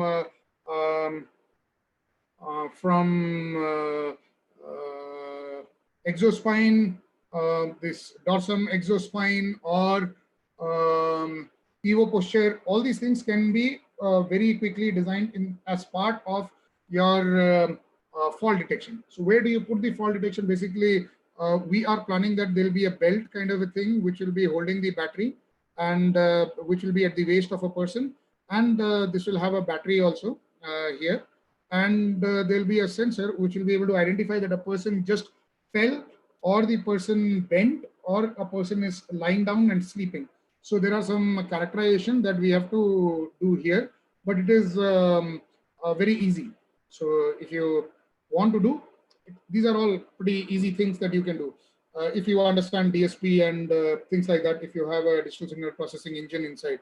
So we are using a digital signal controller because of which we are able to identify such kind of motions. So they are, they only sound difficult because we were always told that DSP is very difficult. Otherwise, things becomes easy. So with the photo, so here we are getting pulse oximeter also. Okay, and your project is ready to work. Now what you have to worry about is the actual wearable part. This is electronics. So basically what you have to do is from a block diagram point of view, you will have to put a microcontroller, any microcontroller that you want to use. You will have to put a gyro or accelerometer. You can use separate ones or all combined ones. So if you use an MPU right now, because MPU is also becoming expensive, we are going with ST Microelectronics and some other companies accelerometers for our design. But that is something which is a possibility. And this is a 2-wire, so you can just connect it on I2C. If you are using a BME 280 kind of a sensor, there is also a 2-wire I2C thing. You can actually use the same wire itself here. For the LEDs and thing, you will have to have DAC and you will have to have a ADC because your LEDs would be connected in a potential divider thing. So you can check it with an ADC how much is your connectivity which is coming out. For your BME, you can use NRF, which is from Nordic. You can use CSR from Qualcomm. If you don't get anything, please buy XC05, XC06, and they will also be able to work quickly. Aarti, I will get back to you with the name of few microcontrollers a little later. Okay, depends on the choice of what are you trying to do. So with this, your BLE will also be working. On the other side, you can connect a Wi-Fi. If you don't find any other Wi-Fi, then you can use the ESP8266 module. This is the cheapest 200 rupees module that you can very easily find, and you can use it in your current designs. However, the the size of the band would increase. So that is why in our design, we are not using Wi-Fi. We are using another chip, which I am under an NDA not to talk about it as of now. So that is why I'm not talking about it. But otherwise, this particular device will work similar to Wi-Fi ESP8266 and will be able to connect to the device. So it will be able to find out how many devices are on as of now. Okay. Apart from that, you will require a battery sensing. So battery charging circuit, because this will not be able to work without the battery. So you have some TI chips and you have microchip chips, MCP 73871 kind of IC, and BQ series in TI, and you also have some other lithium-ion charging circuit like DW01 from China, very, very cheap, but you have to use external MOSFETs for it. Okay. Then you require lithium-ion battery charging, so you have to decide on how many hours or how many days do you want this particular thing to be working with charging, without charging. So you can go with anywhere from 350 milliampere hour to about 1000 milliampere hour, because beyond that it will become very, very big to fit it inside. As of now, we are using 350 milliampere hour, which is also pretty big for our band. So we have requested a company, again I cannot tell the name, to change the form factor itself of the battery, and they are trying to give us something. But the common names that you can go is Panasonic. Okay, so Panasonic guys can do wonders. If you want to do it in India and in Bangalore, there is a Rajmani Electronics. Okay, so you can talk to them. If you are a company working on a product, they will help you. If you say that you are a student, okay, so I've got a hint that it is almost 5:30, so I should stop. So please excuse me for that.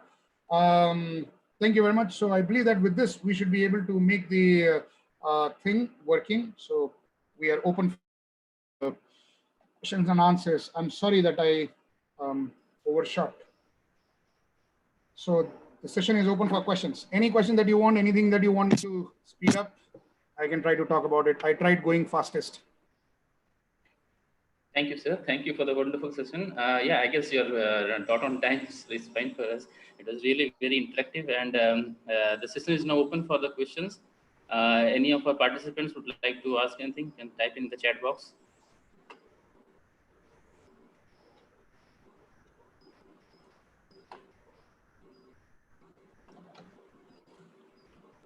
So this is my contact details.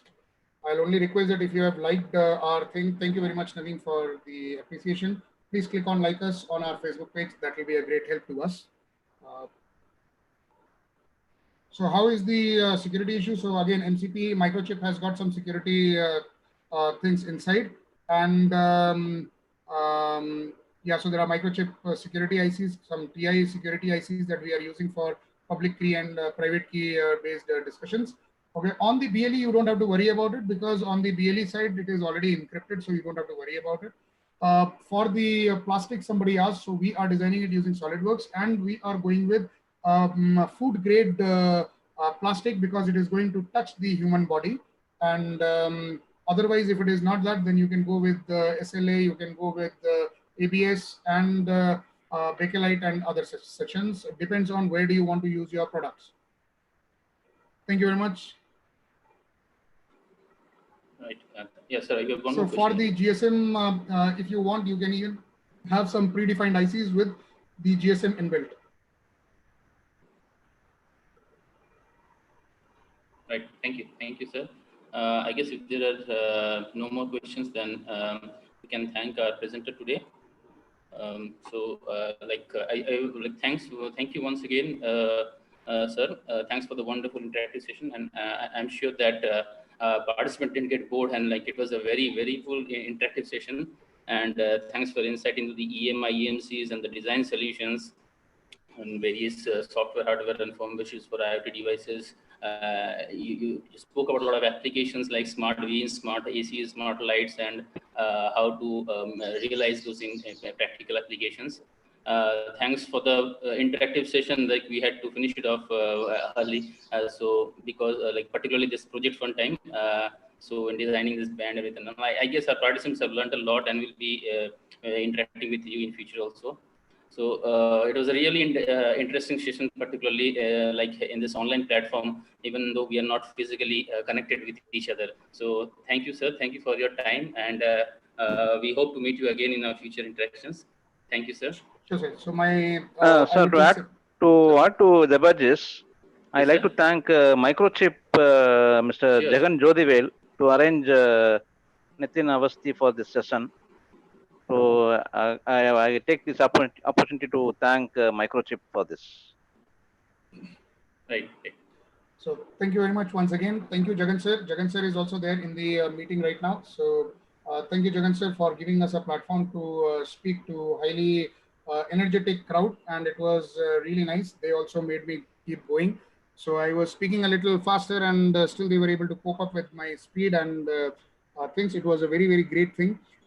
So my only request is that please click on like us on our Facebook page, and we'll also request that if you can get us an opportunity to connect with more students. We are working on a lot of products, and we are guiding a lot of students, and we are also microchip certified training partners. So if any of the college friends are able to help us with a little bit of marketing for our training sessions also, that will be also a great help and things to us, especially during this COVID time. So because our businesses are low, I hope you understand. So, but this is the right time to do the consulting and other sessions to learn and increase our knowledge. So with that, thank you very much. And it was a real nice time spent with you guys. And I hope that you took in a lot of things. Still plenty of things to go on, and hope we'll be connected. If any one of you are looking for internships and interested in designing some more products, please do drop in a mail on my official ID, and please click on like us on our Facebook page. Thank you very much. Nice talking to all of you. Thank you, sir. Thank you very much. So with this, we end our afternoon session, and like we will go for a break now. And I request all our participants to assemble at 6:30 for our evening session. So in the evening, like we have Dr. Vijayan Sukumaran, Professor, Department of Decision and Information Science, Oakland University, Michigan, USA. So he'll be delivering his talk from 6:30 p.m. So I request all the participants to assemble by 6:15 to 6:20. So we'll start on time so that we are not delayed for the evening session. Thank you very much, and we'll meet after the break. Thank you. Thank you very much once again.